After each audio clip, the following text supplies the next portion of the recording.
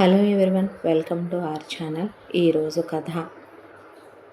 ఉదయాన్నే పని వాళ్ళందరూ వచ్చేసరికి అప్పుడే నిద్ర లేచిన లక్ష్మి వచ్చారా అంటూ ఉండగా వచ్చేసాం అమ్మగారు అనేసరికి కానివ్వండి కానివ్వండి మొదలెట్టాలి, చాలా రకాలు అవ్వాలి కదూ అనేసరికి అలాగే నమ్మగారు అంటే కంగారు పడకండి, ఒకదాని తర్వాత ఒకటి వండితేనే రుచి కరెక్ట్గా ఉంటుంది, మీరు హడావిడి పడొద్దు, నన్ను హడావిడి పెట్టొద్దు అంటే అలాగే నమ్మగారు అనేసరికి నాన్న విశ్వ అంటే చెప్పమ్మా అనేసరికి లేయా అన్నాక లేచాడు. లేచిన తర్వాత వెళ్ళి స్నానం అది కానిచ్చిరాపో అన్నాక కాలకృత్యాలు తీర్చుకొని పళ్ళు తోముకొని స్నానం చేసి వచ్చాక ఇదిగోరా త్వరగా నువ్వు కాఫీ తాగి టిఫిన్ తినేసే, పొలానికి నేను క్యారియర్ పంపిస్తాను, నువ్వు వెళ్ళయ్యా ఈరోజు పనులున్నాయి అంటే అలాగేనమ్మా అని ఏం మాట్లాడకుండా పొలం వెళ్ళిపోయాడు. ఈలోపు లక్ష్మి వచ్చిన వాళ్ళతో ముందు లడ్డూలు కానివ్వండి, సున్నుండలు కానివ్వండి పెద్ద పెద్దగా వత్తవమ్మ, ఇంకా జంతికల చంట్రం పెద్ద తీసుకో అన్న తర్వాత చలిమిడి ఇంకా కమ్మగా రావాలి, ఇంకాస్త నెయ్యి పొయ్యి అని గోరుమిట్టీలు ఇంకాస్త పెద్దవి చెయ్యి, మడత కాజా పెద్దగా చుట్టండి, జాంగ్రీలు ఇంకాస్త పెద్ద సైజు వేయండి అని ఒక్కొక్కటి వండించి వండినట్టు కొత్త తళతళలాడిపోతున్న ఇత్తడి బిందెలో శుభ్రం చేయించి కడిగి తుడిచి ఆరబెట్టించి ఉంచిన వాటిల్లో సర్ది ఒక్కొక్క వాటిని ఒక పక్కన పెట్టించి చీమల మందు గీతలు గీయమ్మ చాక్ పీస్ తీసుకొని అని ఒక అమ్మాయితో వరుసగా గీయించి కింద మనం పెట్టిన బల్ల మీద చీమలు పైకెక్కకుండా గమాక్సిన్ వెయ్యకే, గమాక్సిన్ వేస్తే ఊడుకోడు మా విశ్వ, కాబట్టి పసుపు జల్లేసాయి, పసుపు కూడా చీమలెక్కవు అన్నాక అలాగే పెద్దమ్మ ఆయన నేను బల్ల నిండా కూడా పసుపు రాసేసాను మా అమ్మే అన్న తర్వాత చూడు అన్నీ వచ్చేసాయి అనేసరికి సరేనమ్మగారు మేము వెళ్ళిరాము అంటే అందరికీ డబ్బులు ఇచ్చి పంపించి అన్నీ బాగా చేసి పెట్టారు అనే సంతోషం అనే వాళ్ళకి తలా ఒక చీర రవిక డబ్బులు ఇచ్చి వాళ్ళకి తలా ఒక 5 మానికల బియ్యం పోసి సంతోషంగా వెళ్ళండి అని వండిని వాళ్ళందరికీ కూడా తలా ఒక డబ్బా నిండా పెట్టించింది లక్ష్మి. వాళ్ళందరూ వెళ్ళిపోయాక విశ్వ పొలం నుంచి వచ్చాడు. వచ్చేసరికి వచ్చావా నాయన, నేను లిస్టు చదువుతాను, అన్నీ వచ్చాయో లేదో ఒకసారి చూడరా అనేసరికి చెప్పమ్మా అన్నాడు.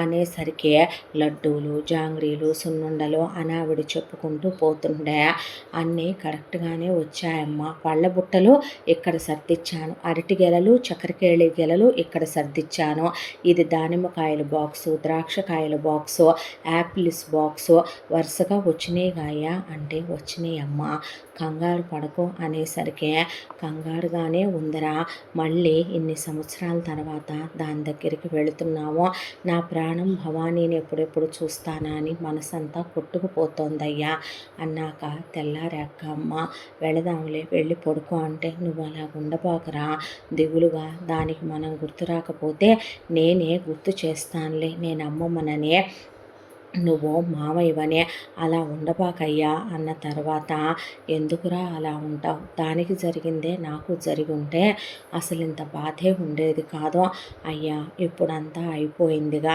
ఇప్పుడు అదొకరికి ఇల్లాలో, అది ఇప్పుడు నిండు నెలలతో ఉన్న చూలాలో, అసలు నాళ్ళు ఎక్కడికి వెళ్ళిపోయి ఏమైపోయిందో కూడా తెలియని బిడ్డ, ఏమో మన దూరపు చుట్టం పుణ్యమా అంట వాడా సిటీకి వెళ్ళటం ఏంటో, పిల్లనంత పెద్ద భవంతిలో చూడటం ఏంటో, నా కబురు చెప్పటం ఏంటో, నా ప్రాణం అక్క కొట్టుకుపోయి నేను ఇలా వెళ్ళాలనుకుంటున్నా, కడుపుతో ఉన్న పిల్లకే చలవ మనం తీసుకెళ్ళొద్దా చెప్పు, మేనమావగా అమ్మమ్మగా నువ్వు నేనే ఇలా ఉంటే ఎలాగయ్యా అనేసరికి విశ్వ ఏమీ మాట్లాడలా. దానికోసం నేను తీసుకున్న నగలు దానికి బాగుంటాయా, నేను తీసుకున్న పట్టు చీరలు బాగుంటాయా అన్నాక తీసుకున్నావుగా బాగానే ఉంటాయిలే అనేసి అలా ఉండబాకయ్యా అంటే అమ్మ వెళ్ళి పడుకో, భోంచేయవారా, వద్దమ్మా మనసేం బాగాలేదు అయ్యా ప్లీజ్ అమ్మా అని వాళ్ళమ్మ వెళ్ళి అలా పడుకుంది.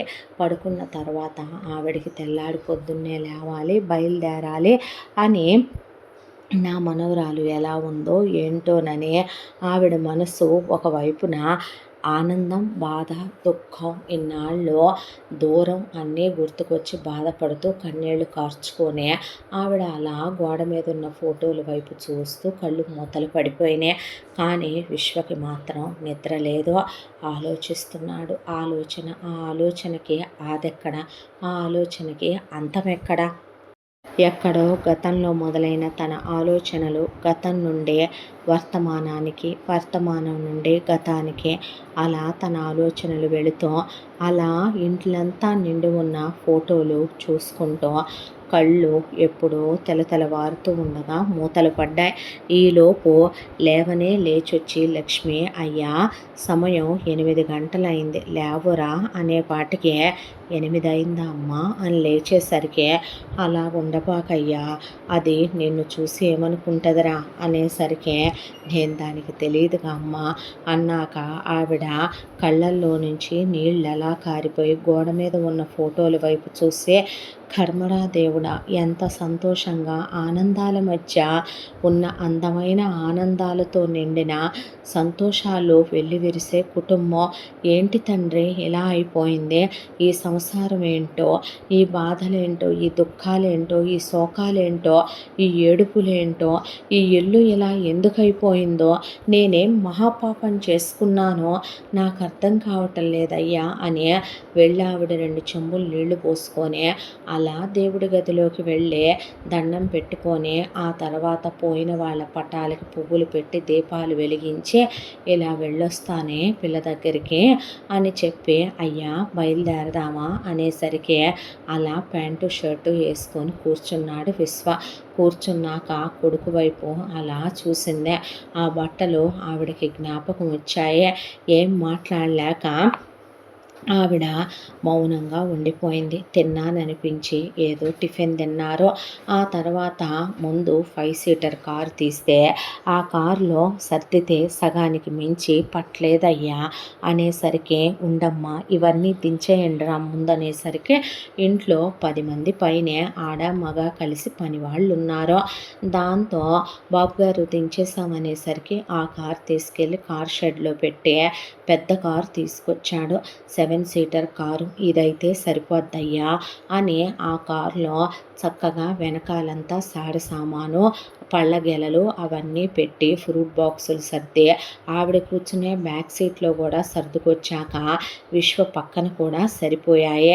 సరిపోయాక అమ్మ నువ్వు పడతావా? పర్లేదులేయ్యా, ఈ బిందె నేను ఒళ్ళో పెట్టుకొని కూర్చుంటాలేరా, ఓ పక్కకి నేను సర్దుకుంటాలేయ్యా అన్నాక సరేనమ్మా అన్నాక ఈ ఇంటి దగ్గర అలా ఎదురు రండమ్మ అనే 4 ముత్తైదుల్ని ఎదురు రమ్మనమని ఆవిడ బయలుదేరిందే.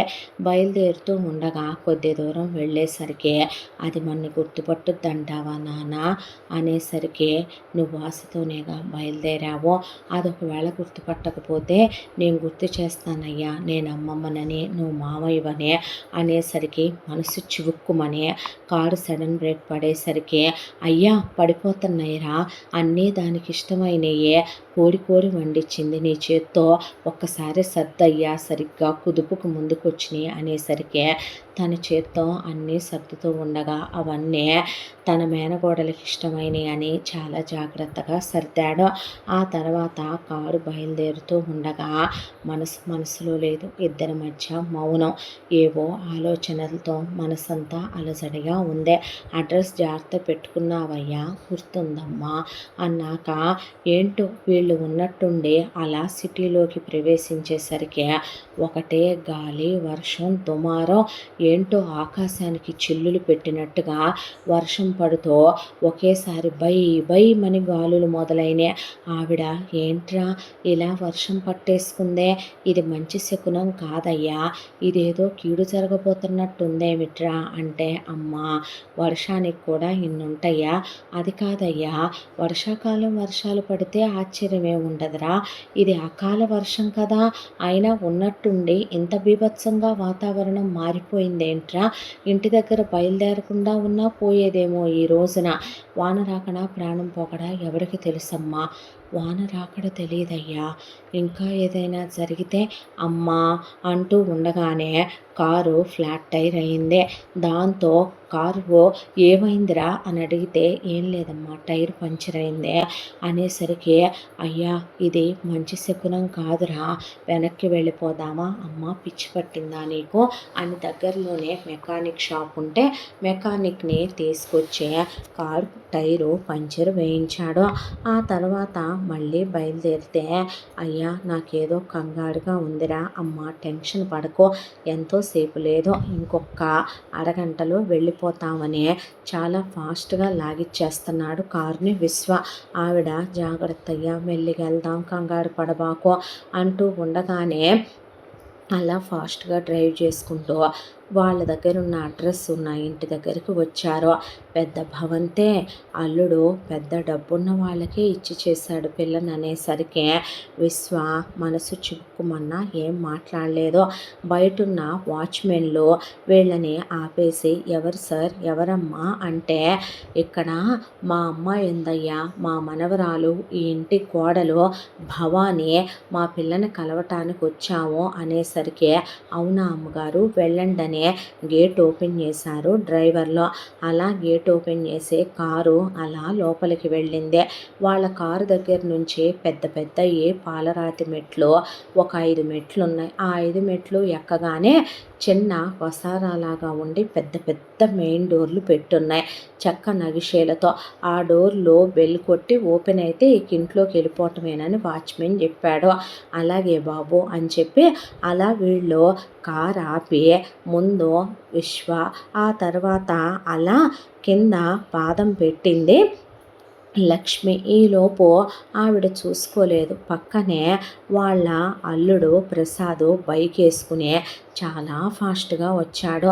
బైక్ కనీసం స్టాండ్ కూడా వేయకుండా అలా వదిలేసే ఆయన నుంచునేసరికి ఈలోపు మెయిన్ డోర్లు తీసుకొని ఒకడు జుట్టు పట్టుకొని, ఒక అమ్మాయి నిండు నెలల గర్భిణిగా ఉంది, ఆ అమ్మాయిని పట్టుకొని జుట్టు పట్టుకొని అలా తీసుకొచ్చి ఆ అమ్మాయిని బూతు మాటలు తిడుతూ, ఆ అమ్మాయిని బ్రోతలని, వేసి అని, కులతని, చెడిపోయిందని, ఇంకా చాలా తిరుగుబోతని నీచమైన మాటలు మాట్లాడుతూ ఆ అమ్మాయిని పట్టుకొని జుట్టు పట్టుకొని, నీ దిక్కున్న చోట చెప్పుకోవే పతిత అని ఆ అమ్మాయిని ఒక్క తోపు తోసేసరికి ఆ అమ్మాయి కింద పడిపోద్దేమో అనే లోపే అలా వర్షంలో నిలబడి తడిచిపోతూ నిలబడిపోయి అమ్మా అని ఒక్కసారిగా కేకేసింది లక్ష్మి.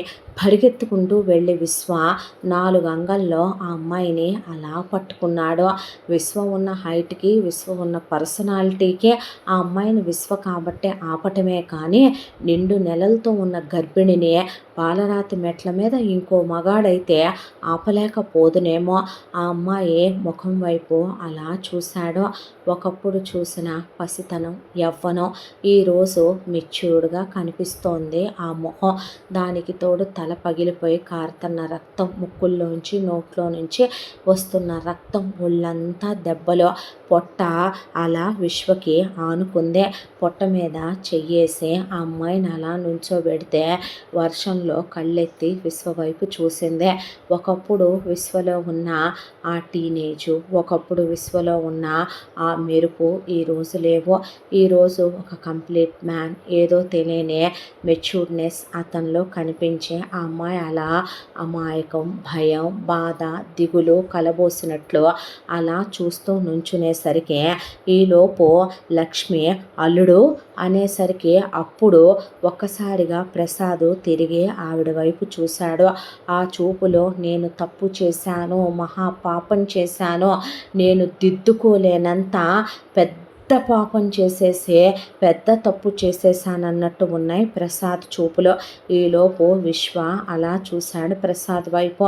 ప్రసాద్ కళ్ళు కిందకి దించేసి ఈలోపు, ఒరేయ్ నీ చేతులు కాళ్ళు పడిపోను, నువ్వు నాశనం అయిపోను, నువ్వు ఊడ్సుకుపోను, కడుపుతో ఉన్న బిడ్డని మా పిల్లని అలా తోసేసావు, అసలు ఎవడ్రా నువ్వు అని లక్ష్మి వెళ్ళేసరికి ఈలోపు ప్రసాద్, రే అసలు అలా నా కూతుర్ని పట్టుకొని కొట్టి తిట్టి గెంటేస్తావంట్రా నువ్వు అనేసరికి లోపల నుంచి మంద బయటకు వచ్చారు.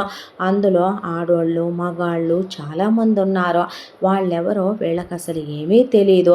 ఆ వచ్చిన వాళ్ళు "ఆ నీ కూతురు యాడా మరి పెద్ద పతివ్రత అయితే" అని లోపల నుంచే తెల్ల బట్టల్లో ఉన్న ఒక 30 ఏళ్ల లోపు కుర్రాడిని కొట్టుకుంటూ తీసుకొచ్చారు. ఆ అబ్బాయి చూడటానికి చాలా బాగున్నాడు.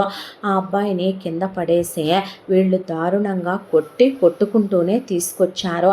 ఆ అబ్బాయి కాలు మీద నుంచి రక్తం కారిపోతూ ఆ అబ్బాయి లేచి అడుగులు కూడా వేయలేక తల పగిలిపోయి చేతులు కాళ్ళు చీరుకుపోయి ముక్కుల్లోంచి నోట్లో నుంచి ఆ అబ్బాయికి బ్లడ్ కారిపోతూ ఉండగా నీ కూతురు ఈ డ్రైవర్ గాడితో కులికి కడుపు తెచ్చుకుందిరా చెడిపోయిన వెధవ, నువ్వు బ్రోకర్ వెధవ్వి కదా, కాబట్టే కూతుర్నే డబ్బున్న ఇంటికి గ్యాలం వేసి పెళ్లి చేసి మాకు మత్తు జల్లి మాయ చేసి ఎవడో ఒకడితో కులికి దీన్ని కడుపు తెచ్చుకోమన్నావంట్రా.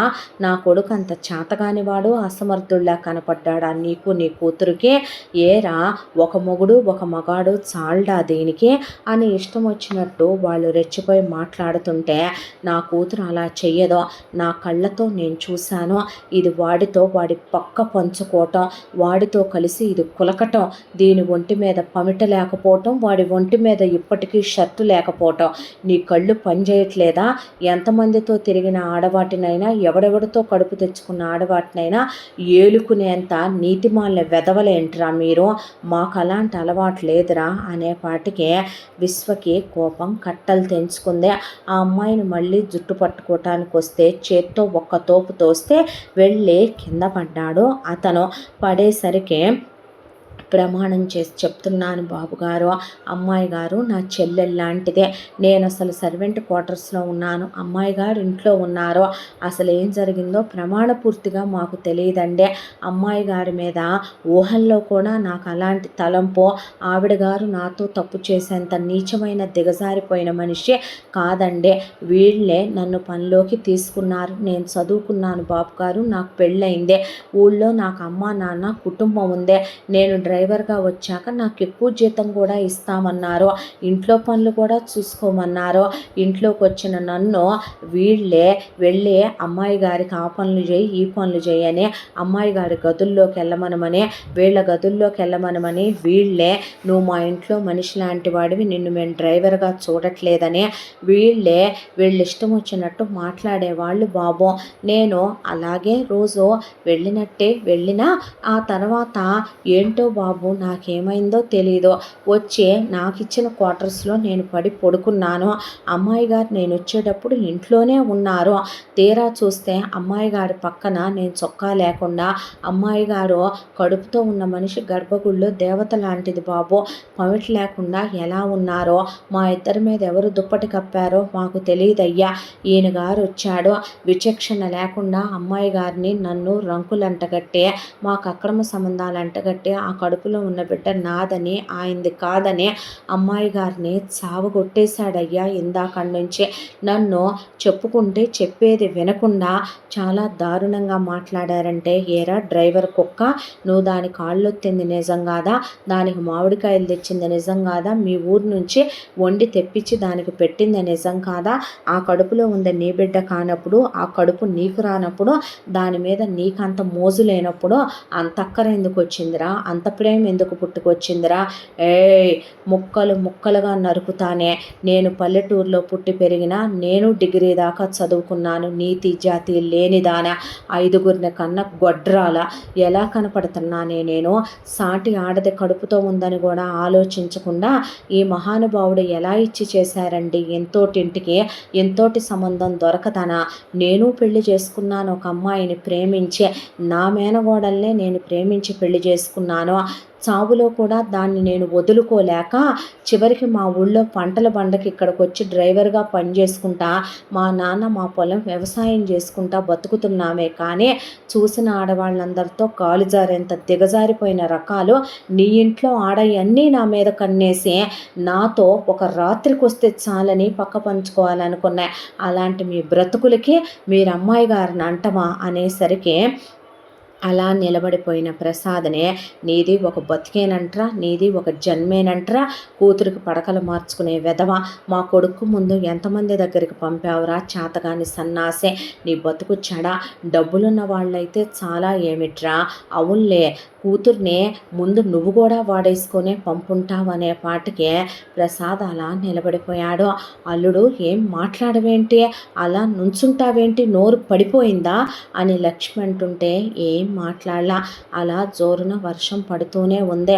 ఈలోపు ఆ అమ్మాయి ఒళ్ళంతా దెబ్బలతో గర్భవతి, ఎంతసేపు అలా నిలబడుద్ది. దాంతో ఆ వెళ్ళే డ్రైవరు ఫోన్ నెంబర్ ఉంచండి బాబు అనే విశ్వకి తన నెంబర్ ఇచ్చి కుంటుకుంటూ ఆ డ్రైవరు అలా వెళ్ళిపోయి ఒక ఆటో ఎక్కి అబ్బాయి వెళ్ళిపోతుంటే విశ్వ అతని చేతిలో అమౌంట్ పెట్టాడు. అవి తీసుకొని అతను వెళ్ళిపోతూ ఉండగా అయ్యా పిల్ల కళ్ళు తిరుగుతున్నట్టున్నాయిరా అనేసరికి అమ్మాయి మైకంతో విశ్వ మీద అలా వాలిపోయింది.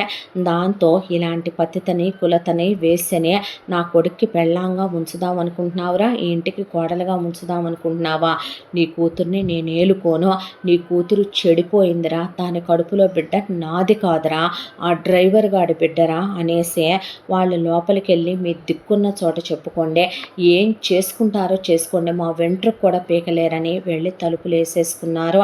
దాంతో అయ్యా పిల్లకి కళ్ళు తిరుగుతున్నట్టున్నాయి అని లక్ష్మి అనేసరికి గబగబా విశ్వ అమ్మాయిని అలా పట్టుకొని అమ్మ నువ్వు పట్టుకో అన్నాక ఆవిడ పట్టుకొని నుంచున్నాక వాచ్మెన్లని ఇలా రెండన్నాక కారులో ఉన్నాయి మొత్తం క్లియర్ చేయండి అంటే ఏం చేయం బాబు గారు మీరు తీసుకెళ్ళిపోండి అని చెప్పాడు. ఆ తర్వాత అలా తన పక్క సీట్లో ఆ అమ్మాయిని కూర్చోబెట్టి సీటు వెనక్కి అన్నాడు. ఆ అమ్మాయి పొట్ట మీదగా బెల్ట్ వేద్దామన్నా పొట్ట బాగా ఎత్తుకుందని బెల్ట్ వేయలేదు. అమ్మ నువ్వు ఎక్కువ అన్న తర్వాత ఏంటల్లుడు చూస్తా నుంచుంటావు, ఎక్కువ ఇక్కడే ఉంటావా ఏంటి అని ఆవిడ అనేసరికి కారెక్కి అలా కూర్చున్నాడు ప్రసాద్. కూర్చున్న తర్వాత ఇక పోనీ అయ్యా బండి అనేసరికి కారు స్టార్ట్ చేసి ఆ అబ్బాయి ఊరి వైపుగా కారు పోనివ్వటం మొదలుపెట్టాడు. ఒకవైపున ప్రసాద్, ఒకవైపున లక్ష్మి ఆవిడ కళ్ళల్లోంచి నీళ్లు కారిపోతూ ఆలోచనల్లో ఆవిడ గతంలోకి ప్రసాద్ చేసిన తప్పుకి గుండె మండిపోతూ వాళ్ళన్న మాటలకి ఈ రోజున తను ఎవరికైతే ద్రోహం చేసి ఎవరినైతే వెన్నుపోటు పొడిచాడో, ఎవరి దుఃఖానికి తను కారణమయ్యాడో, ఎవరి ఉసురైతే తను పోసుకుంటున్నాడో దీనికంతటికే దుఃఖపడాలా, పశ్చాత్తాపడాలా, తన నేరానికి శిక్షేదని వెతుక్కోవాలా అని గతంలోకి ప్రసాద్ ఒకవైపున జరిగిపోయిన గతం కళ్ళ ముందు కదులుతూ విశ్వ ఆ పక్కనే అలా కళ్ళు మూసుకొని భవానీ వెనక్కి వాలిపోయి కళ్ళల్లోంచి నీళ్లు కారిపోతున్నాయి. అలా గతంలోకి భవానీ నలుగురు ఒకేసారి కొన్ని సంవత్సరాల ముందు గతంలోకి వెళ్ళిపోయారు. అది ఒక అందమైన పల్లెటూరు. ఆ పల్లెటూరులో కోటేశ్వరరావు గారు లక్ష్మి ఎంతో మంచి దంపతులు. వాళ్ళు చాలా గొప్ప హృదయం ఉన్నవాళ్ళు. అన్యోన్యమైన దాంపత్యం ఆ భార్యాభర్తలదే. కోటేశ్వరరావు గారికి పాడి పంటలు సమృద్ధిగా ఉన్న కుటుంబం. దేవుడు అన్ని విధాలుగా ఎంతో గొప్పగా దీవించిన వాళ్ళ జీవితాలు ప్రశాంతంగా సాగిపోతున్నాయి. కోటేశ్వరరావు గారి ఇంటి పక్కనే వెంకటేశ్వరరావు గారు కోటేశ్వరరావు గారి ప్రాణమిత్రుడు. ఇద్దరు కలిసే చదువుకున్నారు ఆ రోజుల్లో. లక్ష్మిలాగానే వెంకటేశ్వరరావు గారి భార్య సుమతి చాలా మంచి ఇల్లాలు. వీళ్ళిద్దరు దంపతులు ఎంత అన్యోన్యంగా ఉంటారో వాళ్ళు అంతే అన్యోన్యంగా ఉంటారో. చాలా తెలివైన వాళ్ళు కూడాను. కోటేశ్వరరావు గారి పొలం పక్కనే వెంకటేశ్వరరావు గారికి కూడా వీళ్ళకి ఎంత ఆస్తి ఉందో వాళ్ళకి అంతే ఆస్తి ఉంది. పెళ్ళైన వెంటనే వీళ్ళిద్దరి పెళ్ళిళ్ళు ఒకేసారి అయినా స్నేహితులయ్యే. లక్ష్మికి వెంటనే పిల్లలు పుట్టలేదు. వెంకటేశ్వరరావుకి మాత్రం వెంటనే కొడుకు పుట్టాడు. కొడుకు పేరు ప్రసాద్ అని పెట్టుకున్నారు. ఆ తర్వాత ఇక వాళ్ళ పిల్లలు వద్దనుకునే ఆ రోజుల్లోనే ఒక కొడుకుతో ఆపేసుకున్నారు. ప్రసాద్ పుట్టిన 2 సంవత్సరాలకి నెలలకి లక్ష్మి గర్భవతి అయ్యింది. లక్ష్మికి కోటేశ్వరరావుకి సుగుణ అనే కూతురు పుట్టింది.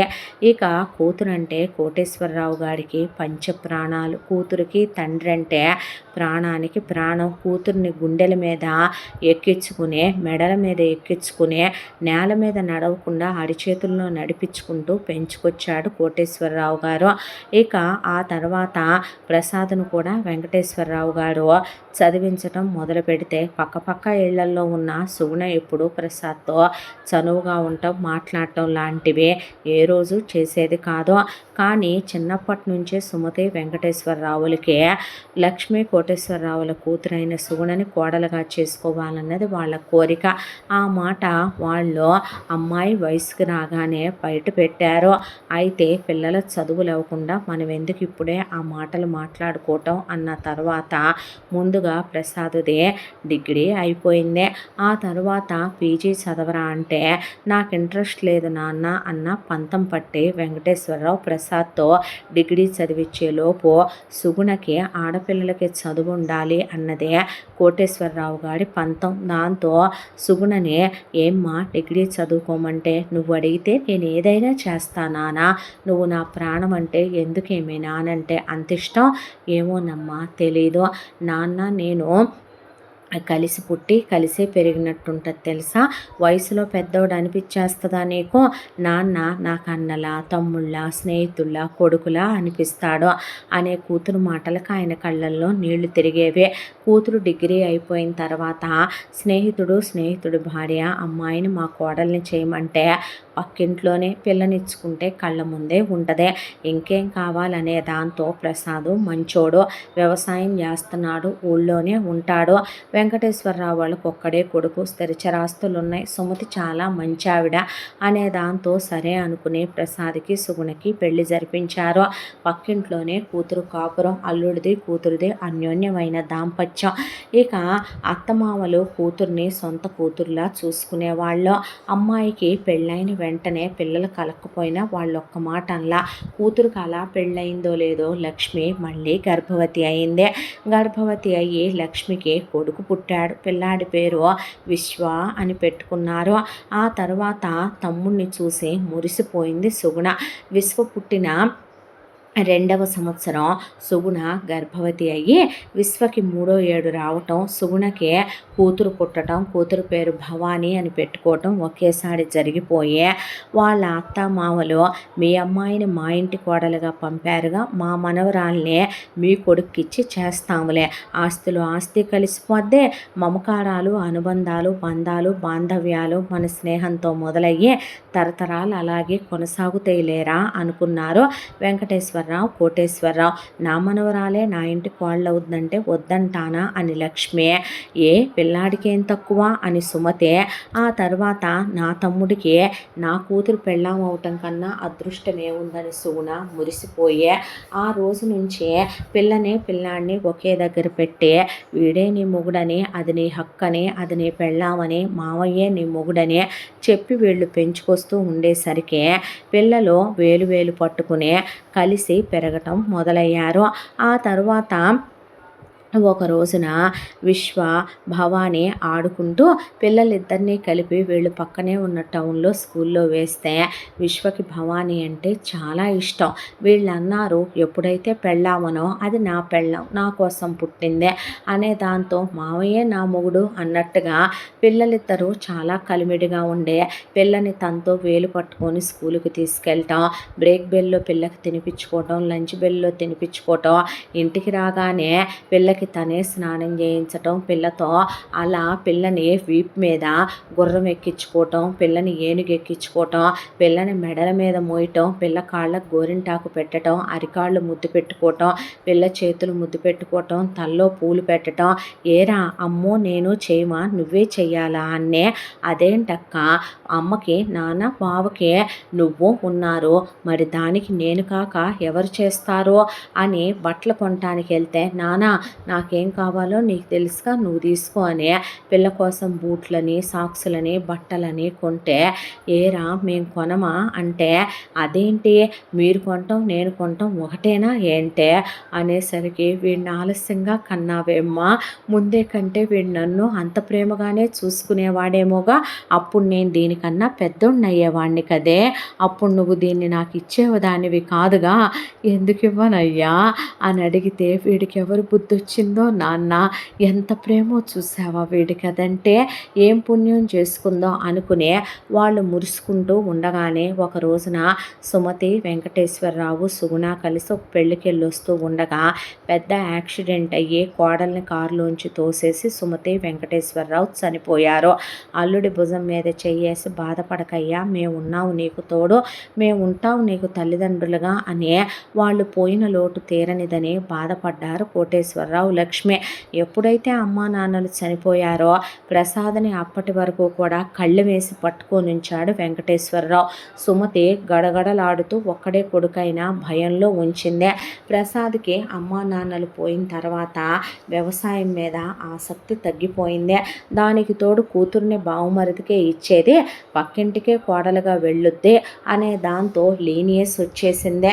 ఇంకా నేను కష్టపడేదేంటి అనే దాంతో పొలం గురించి పట్టించుకోకుండా పొలాన్ని గాలికి వదిలేసి, రైస్ మిల్లులు అవన్నీ వేటి దారిన వాటిని వదిలేసి, స్నేహితులని గాలి వెధవల్ని పట్టుకొని వాళ్ళతో పాటు పేకాట్లాడటం, వాళ్ళతో పాటు సిగరెట్లు తాగటం, మందు తాగుతూ కూర్చోవటం, ఇల్లు వాకిలి అనేది పట్టకుండా ఎప్పుడు పడితే అప్పుడు ఇంటికి రావటం, ఇలా తయారయ్యాడు. ఈ ప్రస్తావన కోటేశ్వరరావు గారికి నచ్చక, ఒక రోజున మీ అమ్మా నాన్న ఉండగా ఎంతో పద్ధతిగా ఉండేవాడివయ్యా నువ్వు, వాళ్ళు పోయిన తర్వాత నువ్వు ఇలా తయారవుతావు అనుకోలేదు, వాళ్ళకి నువ్వు చిన్న చూపు చిన్న పేరు తెస్తున్నావని అనుకోవటం లేదా, నువ్వు పిల్లనిచ్చింది నిన్ను నమ్మి, మీ అమ్మా నాన్నల్ని నమ్మి, ఎందుకు ఇలా చేస్తున్నావు అని ఆ రోజు ఆ క్షణం ఆయన మనసులో చిన్న కించ ఏర్పడింది. అయినప్పటికీ లక్ష్మి సర్దేసింది ఆ రోజున. ఎందుకండి పిల్లనిచ్చుకున్నప్పుడు చిన్న మాట పెద్ద మాట అనుకోకూడదు, అల్లుడు కొడుకు ఎప్పటికీ కాదు, మన కొడుకుని ఒక మాట అన్నా కొడుకు తప్పట్టుకోడు, అల్లుడి దగ్గరికి వచ్చేపాటికి హితం చెప్పిన అత్తామామలు అమ్మా నాన్నలు కారని అంటూ ఉంటారు పెద్దోళ్ళు, వదిలేసి ఊరుకోండి, చేసుకుంటే చేసుకోనివ్వండి, వాడిని తగలేసుకొనివ్వండి, వాడి ఇష్టం వచ్చినట్టు దరిద్రపు వెధవ, అమ్మా నాన్న ఉన్ననాళ్ళు బాగానే ఉన్నాడు, అమ్మా నాన్నలు పోయేసరికి పోరం ఒకల వెధవలా తయారయ్యాడు, మన బిడ్డ మనకు బరువా, మన మనవరాలే కదండి మన ఇంటి కోడలయ్యేదే, మనకేమైనా పొలం లేదా స్థలాలు లేవా, డబ్బు దశకం బంగారు నగలు కొదవా మనకి, పోనివ్వండి ఎలాగోలా సచ్చాడు, పిల్ల మొహం మీద బొట్టుకైనా ఆడ ఏడవాలుగా అని ఆవిడ ఆయన ఏమీ అన్నివ్వకుండా ఆపేసింది. ఆ తర్వాత కాలచక్ర ప్రవాహంలో పిల్లలు పెరిగి పెద్దవాళ్ళవుతూ విశ్వ, భవాని ఒకళ్ళ మీద ఒకళ్ళు ప్రాణం పెట్టే పెరగటం మొదలయ్యారు. పిల్లని అలా కౌగిలించుకొని పడుకునేవాడు విశ్వ. అరే దాన్ని కన్నది నేనైనా మా ఇంటికి రానివ్వవా అనేసరికి, నా దగ్గర ఉన్నివ్వలేమ్మా అని లక్ష్మి అంటే, పోనీ నువ్వు రామ్మా అని తమ్ముడినంటే, నేను వచ్చేస్తే అదొక్కటే అయిపోదక్క అని పిల్లని అస్సలు వదిలేవాడు కాదు. పిల్లంటే తాతకు గారాబం, అమ్మమ్మకు గారాబం, అసలు విశ్వ గుండెల మీదే ఎక్కించుకునేవాడు. ఇలా రోజులు గడిచిపోతూ పిల్ల పెద్ద మనిషి అయ్యింది, 13, విశ్వకి అప్పుడు 16.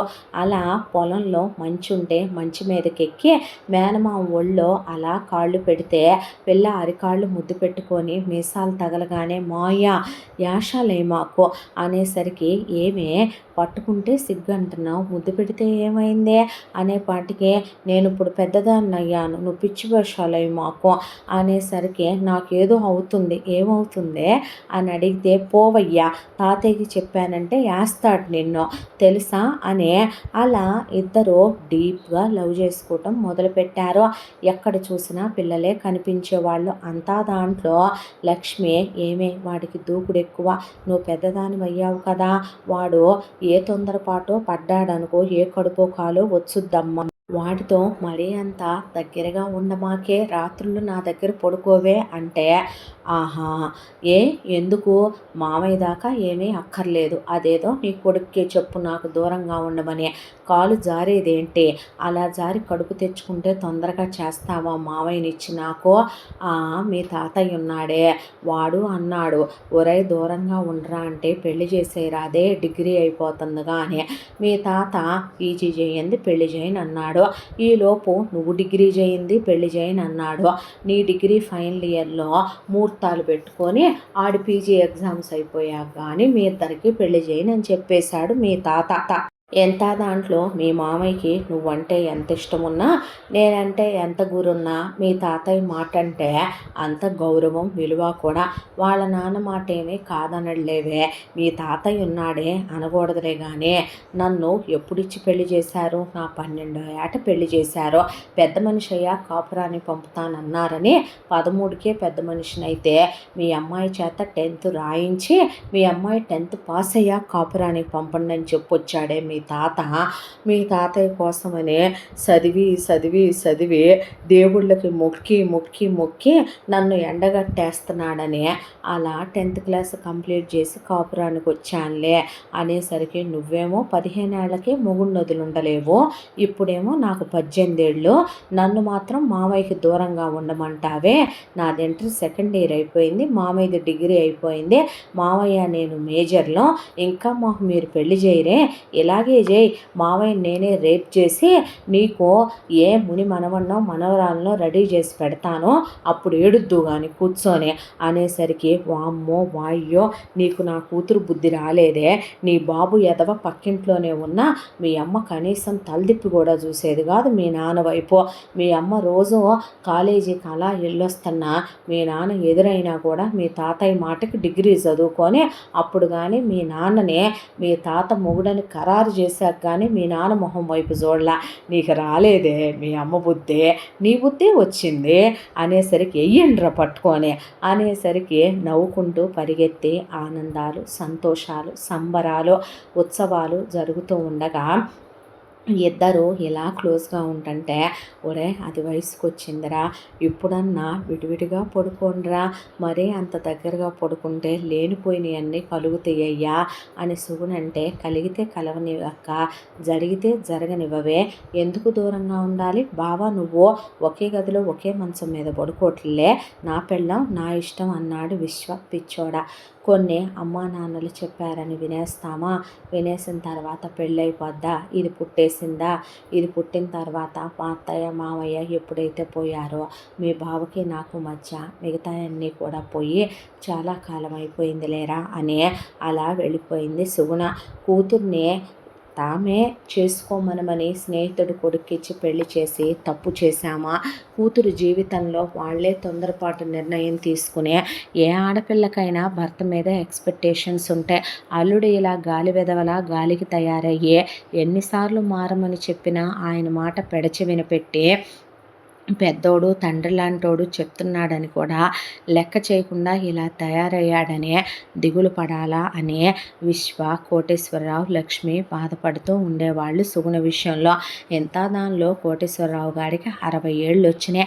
అమ్మా నాన్నలకి షష్టి పూర్తి చేయాలనుకుంది సుగుణ. అనుకున్నదే తడవుగా అంగరంగ వైభవంగా 16 రోజులు వేడుక చెయ్యాలని అనుకునే ఇక పసుపు దంచటం దగ్గర, రాటా పాతటం దగ్గర మొదలుపెట్టి సాంప్రదాయబద్ధంగా అప్పుడు మీ పెళ్లిలో లేనుగా నాన్న, ఇప్పుడు మీ పెళ్లి నా చేతుల మీదుగా చేయనివ్వండి, ఇది పిల్లలు చేసే సంబరమని ఒకవైపున విశ్వ, ఒకవైపున భవానీ, సుగుణ కలిసి అంతా మేదేసుకొని మరి కూతురే దగ్గరుండి అమ్మా నాన్నలకి ఇక పాలతో స్నానం చేయించటం, వాళ్ళకి మంగళ స్నానాలు చేయించటం, వాళ్ళకి బంగారం వేసి వెండి వేసి స్నానాలు చేయించటం అన్నీ బాధ్యతలు తీసుకుందే. మొగుడు తన పక్కనే ఉండాలి, ఇంత జరుగుతుంటే రావాలి. కళ్ళు కాయలు కాసిపోయేటట్టు చూసిన మొగుడు రాలా.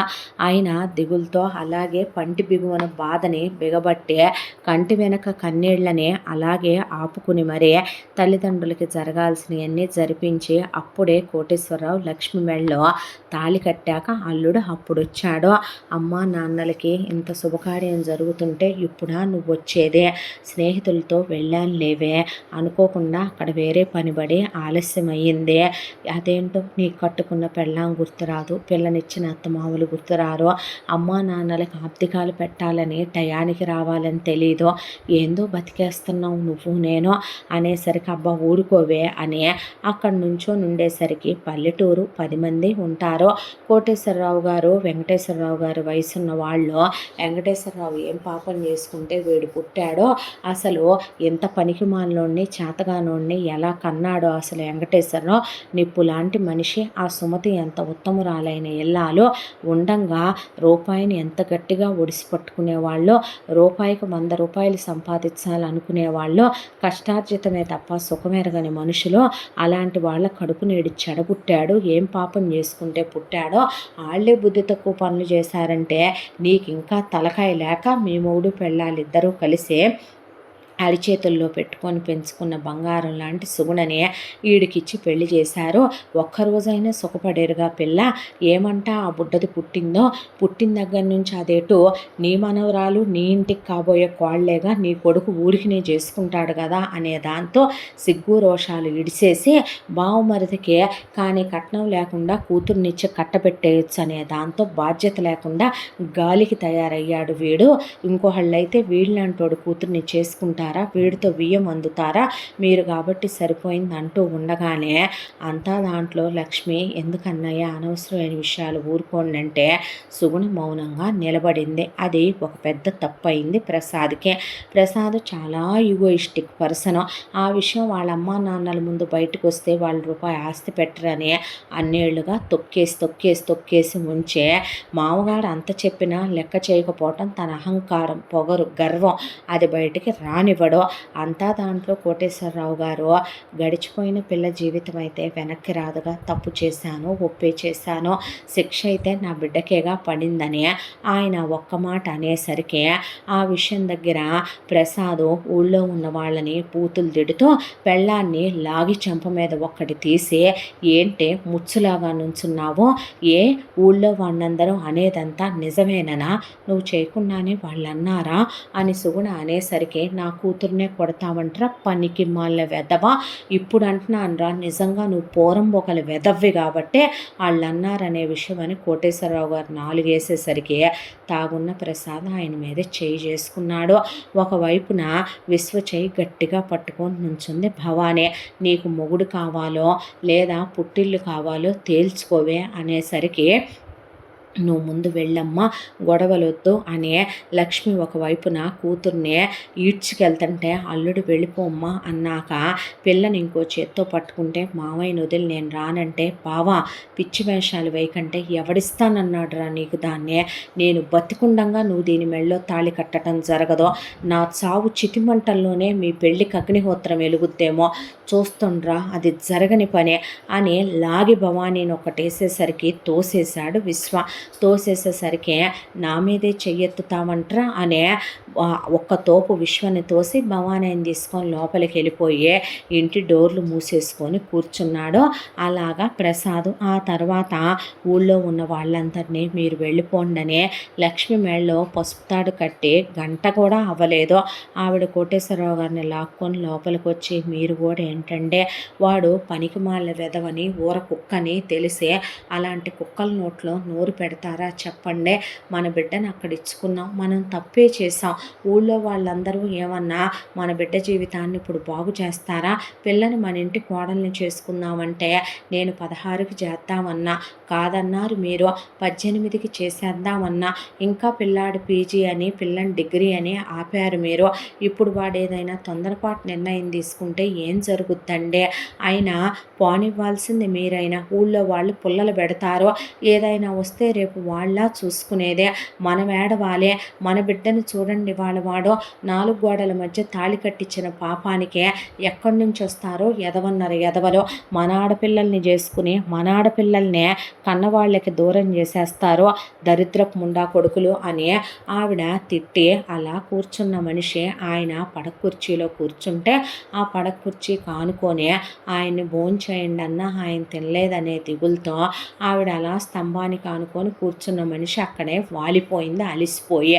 ఆయన పడక కుర్చీలో కూర్చున్న మనిషి అలా తిరుగుతున్న ఫ్యాన్ వైపు లైట్ వైపు చూస్తూ ఎదురుగా ఫోటోలో ఉన్న ఆయన ఒళ్ళో కూర్చోబెట్టుకున్న కూతురు వైపు చూస్తూ, కూతురు చిన్నప్పటి నుంచి ఆయన ఎలా పెంచుకున్నాడో ఆడించుకున్నాడో, కూతుర్ని స్నేహితుడు కొడుకే కదా అని అల్లుడికి ఇచ్చి చేస్తే అల్లుడు ఆయన షర్టు పట్టుకోవటం, అంతమందిలో ఆయన్ని కొట్టడం, ఒకవైపున అల్లుడు వ్యసనాలకు బానిసవటం, కూతురు జీవితంలో ఏ సుఖం లేకపోవటం, కూతుర్ని అల్లుడు కొట్టి అలా తీసుకెళ్ళటం అవన్నీ గుర్తొచ్చి ఆత్మాభిమానానికి పెద్దపీట వేసే మనిషి ఆయన, అవమాన భారాన్ని తీసుకోలేని మనిషి ఆయన. ఒకవైపున విశ్వ గదిలో కూర్చునే బావన్న మాటే చెవిలో మారుమోగుతో, ఒకవైపున అక్క ఏడుపులో, మేనగోడల ఏడుపులో, ఎలా ఉందో భవానీ, అక్క ఏం చేస్తుందో, బావ మూర్ఖంగా మాట్లాడుతున్నాడో, దాన్ని నీకిచ్చేందుకు పెళ్లి చేస్తాను, నా చేతిలోనే మీ అగ్నిహోత్రం వెలగాలన్న మాటలు గుర్తొచ్చే ఇప్పుడు ఇది చిలికి చిలికి ఎక్కడికి వెళ్ళొద్దో, నాన్నకు మొండితనం ఎక్కువ, బావకు అహంకారం ఎక్కువ అని ఆలోచిస్తూ నిద్రపోలేదు విశ్వ. ఆ తర్వాత తెల్లారేసరికి లక్ష్మి నిద్ర లేచిందే. లేవగానే లక్ష్మి వెళ్ళి అలా 2 చెంబులో నీళ్లు పోసుకొని మొహాన బొట్టు పెట్టుకుంటూ ఉండగా కుంకుమ భరిణ కింద పడిపోయింది. అయ్యయ్యో అనుకొని దేవుడి దగ్గర దీపం పెట్టుకుంటే కర్పూరం కొండెక్కిపోయింది.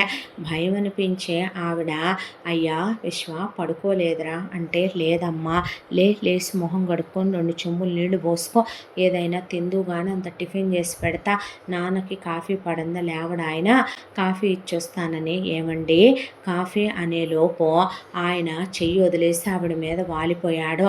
అయ్యా నాన్న లేడురా ఇక మనకనే ఆవిడ ఏడ్చేసరికి బాత్రూంలో స్నానం చేస్తున్న వాడు బకెట్ నీళ్ళు ఎత్తి నెత్తి మీద పోసేసుకొని విశ్వ పరిగెత్తుకుంటూ వచ్చి బట్టలు మార్చుకొని నానా నానా నానా అనేసరికి కోటేశ్వరరావు గారు చనిపోయాడని శవాన్ని బయట పడుకోబెట్టేసరికి ఆ విషయం తెలిసిన సుగుణ నాన్న అని రాబోతే, మీ నాన్న నన్ను కొట్టాడే, నువ్వు వాడి శవాన్ని కూడా చూడటానికి వీల్లేదు, నువ్వు ఇలాగే నరాలు తెగి నరకం అనుభవిస్తూ చావాలనేసరికి నీకేమైనా పిచ్చి పట్టిందా బావా, తెక్కెక్కిందా, ఒళ్ళు బలిసి కొట్టుకుంటున్నావో, ఏం వాగుతున్నావో అర్థమైందా, మా అక్క మా నాన్న శవాన్ని చూడకూడదా, తాళి కట్టాననే మదాంధకారంతో నువ్వు వెర్రి వేషాలు వేస్తే నరికి పోగులు పెట్టేస్తాను అనేసరికి, ఎంత కండకావరం రా నీకు, మీ నరాల్లోనే బలుపుందరా, మీ రక్తాల్లోనే పొగరుందరా, ఏం చేస్తావో చేసుకోరా, అది రాదురా అని మామయ్య అనే అమ్మాయి అంటుండగా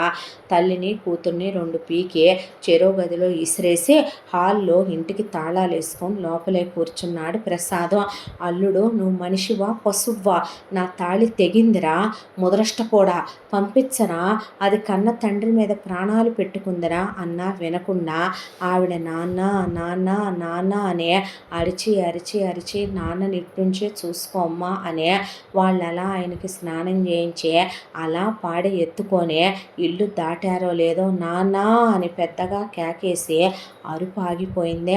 ఆ తర్వాత ఊళ్ళో వాళ్ళందరూ ఏంది సుగుణం అరవట్లేదు, నాన్న అమ్మ ఏం మాట్లాడట్లేదు, తలుపు తీ నాన్న అనేసరికి వెళ్ళి తలుపు తీసి చూసేసరికి సుగుణకు అప్పుడే గుండె ఆగిపోయి ప్రాణం పోయింది. ఒకవైపున డాక్టర్ని పిలిపించేసరికి చనిపోయింది, షాకులో గుండె ఆగిపోయింది అని చెప్పేసరికి, ఓడి దేవుడా నా తాళి తెగిందంటే వీడు నా కడుపు కాల్ చేశాడమ్మా, నా బిడ్డ పోయిందయ్యా, తండ్రిని వదిలి ఉండలేకని కుప్పకూలిపోయింది లక్ష్మి. మళ్ళీ వెళ్ళిన వాళ్ళు అలా తీసుకెళ్ళిన పాడని అలా మధ్యలోనే ఆపి వెనక్కి వచ్చి సుగుణను కూడా తీసుకొని వెళ్ళి ఆఖరి చూపు కూడా తండ్రిని చూసుకొనివ్వకుండా పోయిన సుగుణని వాళ్ళ నాన్న పక్కనే చితిపేర్చి తండ్రి కూతుళ్ళని ఒక్కసారి అంత్యక్రియలు జరిపించి పైలోకానికి సాగనంపారు. ఆ తర్వాత అలా శ్మశానంలో నుంచొని వెక్కిళ్ళు పెట్టి ఏడుస్తున్న భవానీని దగ్గరికి తీసుకున్నాడు విశ్వ.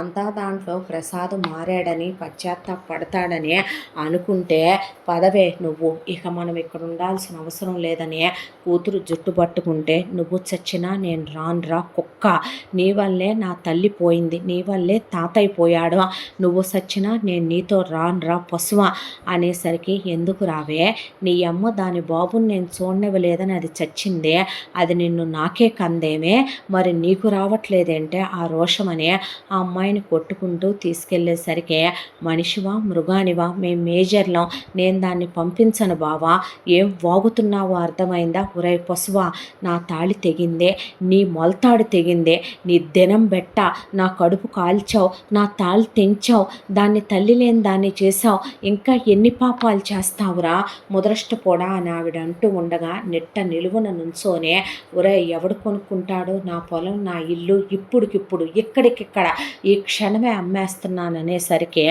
ఎవడో ఒకడు పక్కూరోడు వచ్చి అప్పటికప్పుడు డబ్బులు తెచ్చి వాళ్ళ అన్నదమ్ములు బలిసిన వాళ్ళు పొలం అప్పటికప్పుడే ఆ ఇల్లు కొనేసుకొని కాగితాలు రాయించేసుకొని రిజిస్ట్రేషన్ చేయించేసుకొని వెళ్ళిపోయాక జుట్టు పట్టుకొని ఆ అమ్మాయిని తీసుకొని బలవంతంగా ఎక్కడికి వెళ్తున్నాడో కూడా చెప్పకుండా వెళ్ళిపోయాడు ప్రసాద్. మావయ్య మావయ్య మావయ్య అని అరుస్తున్నా వినకుండా అమ్మాయిని కారులో ఎక్కించుకొని ఈడ్చుకొని తీసుకెళ్ళిపోయి సిటీలో ఎవరికీ తెలియని ఒక చోట కాపురం వెలిగించాడు.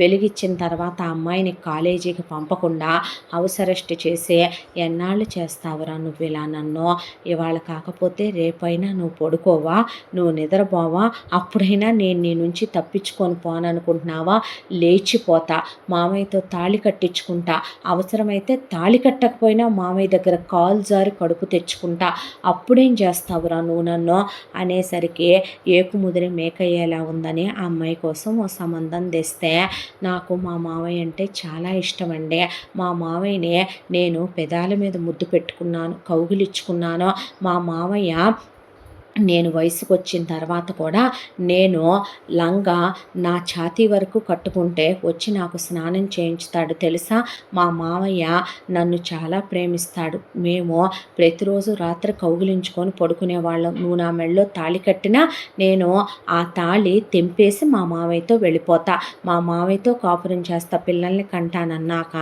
వచ్చిన పెళ్లి కొడుకు తప్పు కదండి, అంతగా ఆయన్ని ప్రేమిస్తున్నానని ఆవిడ అంటున్నప్పుడు మీ అమ్మాయిని నాకిచ్చి పెళ్లి చేయటం ఏంటే, మీ మధ్య ఏదైనా ఉంటే పెద్దల మధ్య పగలు పిల్లల మీద చూపించొద్దని ఆ అబ్బాయి చెప్పి వెళ్ళాడు. ఆ తరువాత ఇలా ఎదురు తిరిగిపోయి తన మాట వినట్లేదు అనే దాంతో ఆ అమ్మాయికి ఈసారి ఇంకో సంబంధం ఖాయం చేసేసాననే, ఈసారి వీళ్ళు నీ నడ్డి విరిచి నీ బ్రతుకు కుక్కలు చింపిన విస్తరి చేస్తారు, ఎదురు తిరిగినా కూడా నీ మదం అణిచి వాడు నీతో కాపురం చేసి కడుపు చేసి పిల్లల్ని కంటాడే పొగరబోద్దానా అని ఒక సంబంధం ఖాయం చేసుకొచ్చానని ఆ అమ్మాయిని కొట్టేసరికి ఆ అమ్మాయి డాబా ఎక్కేసిందే. ఎక్కేసి మావయ్య లేని జీవితం నాకొద్దురా మృగమా, నేను ఇంకొకళ్ళని చేసుకోనరా పశువ అనే డాబాకి చుట్టూ సన్సైడ్ లేదు. వీళ్ళు ఎక్కడున్నారా అని వీళ్ళ కోసం వెతికి వెతికి వెతికి అప్పుడే వీళ్ళు ఎక్కడున్నారో తెలిసేసరికి కారు వేసుకొని పరిగెత్తుకుంటూ వచ్చారు విశ్వ లక్ష్మి. కరెక్ట్గా వాళ్ళు వచ్చి అలా కారు దిగి 4 అడుగులు వేశారో లేదో, నువ్వు చచ్చినా సరే నా కూతురుగానే చావాలి అనేసరికి, పర్వాలేదురా మా మావయ్యని ప్రేమిస్తూ అలాగే మావయ్య కోసమే పోతానేమో తప్ప ఈ మనసు ఈ శరీరం ఎప్పటికీ ఇంకొకళ్ళది కాదనే ఆ అమ్మాయి దూకేసింది పైనుంచి. దాంతో తల బలంగా వెళ్ళి నేల కొట్టుకున్నాక అప్పటికప్పుడు హాస్పిటల్కి తీసుకెళ్తే సర్జరీ చేయాలని డాక్టర్లు సర్జరీ చేసి అమ్మాయిని ఐసీయూలో పెట్టి ఆక్సిజన్ పెట్టాక, మీ అమ్మాయికి చాలా క్రిటికల్ కండిషన్లో ఉంది, మీ అమ్మాయికి చాలా డెలికేటెడ్గా మేము ఒక సర్జరీ చేసాం, మీ అమ్మాయి గతాన్ని మర్చిపోయింది, ఇంతకుముందు గతంలో ఉన్న వాళ్ళెవ్వరూ మీ అమ్మాయి గుర్తుండరు, మళ్ళీ మీరు ఇక్కడి నుంచి అన్నీ గుర్తు చేసుకోవాలి, అన్నీ తనకు ప్రశాంతంగా కూర్చోబెట్టి చెప్పండి, తన్ని స్ట్రెస్ చేయొద్దు, తనకు ఒక వారం రోజులు ఆక్సిజన్ అవసరం, ఆ తర్వాతే మేము డిశ్చార్జ్ చేస్తాం అనేసరికి ఇక పెద్దగా నవ్వుతూ హాహాకారాలు చేస్తూ పీడ విరగడైపోయింది, దరిద్రం వదిలిపోయింది. ఒసే, నువ్వు, నీ మొగుడు, నీ కూతురు, నీ కొడుకు దాని గతంలో ఉన్నారు కదా, దాని మతం, దాని పొగరు, దాని బలుపు అన్నీ దాని గతంలోనే ఉన్నాయి కదా. ఇప్పుడు దానికి ఆ గతమే దేవుడు గుర్తు లేకుండా చేసేసాడంట.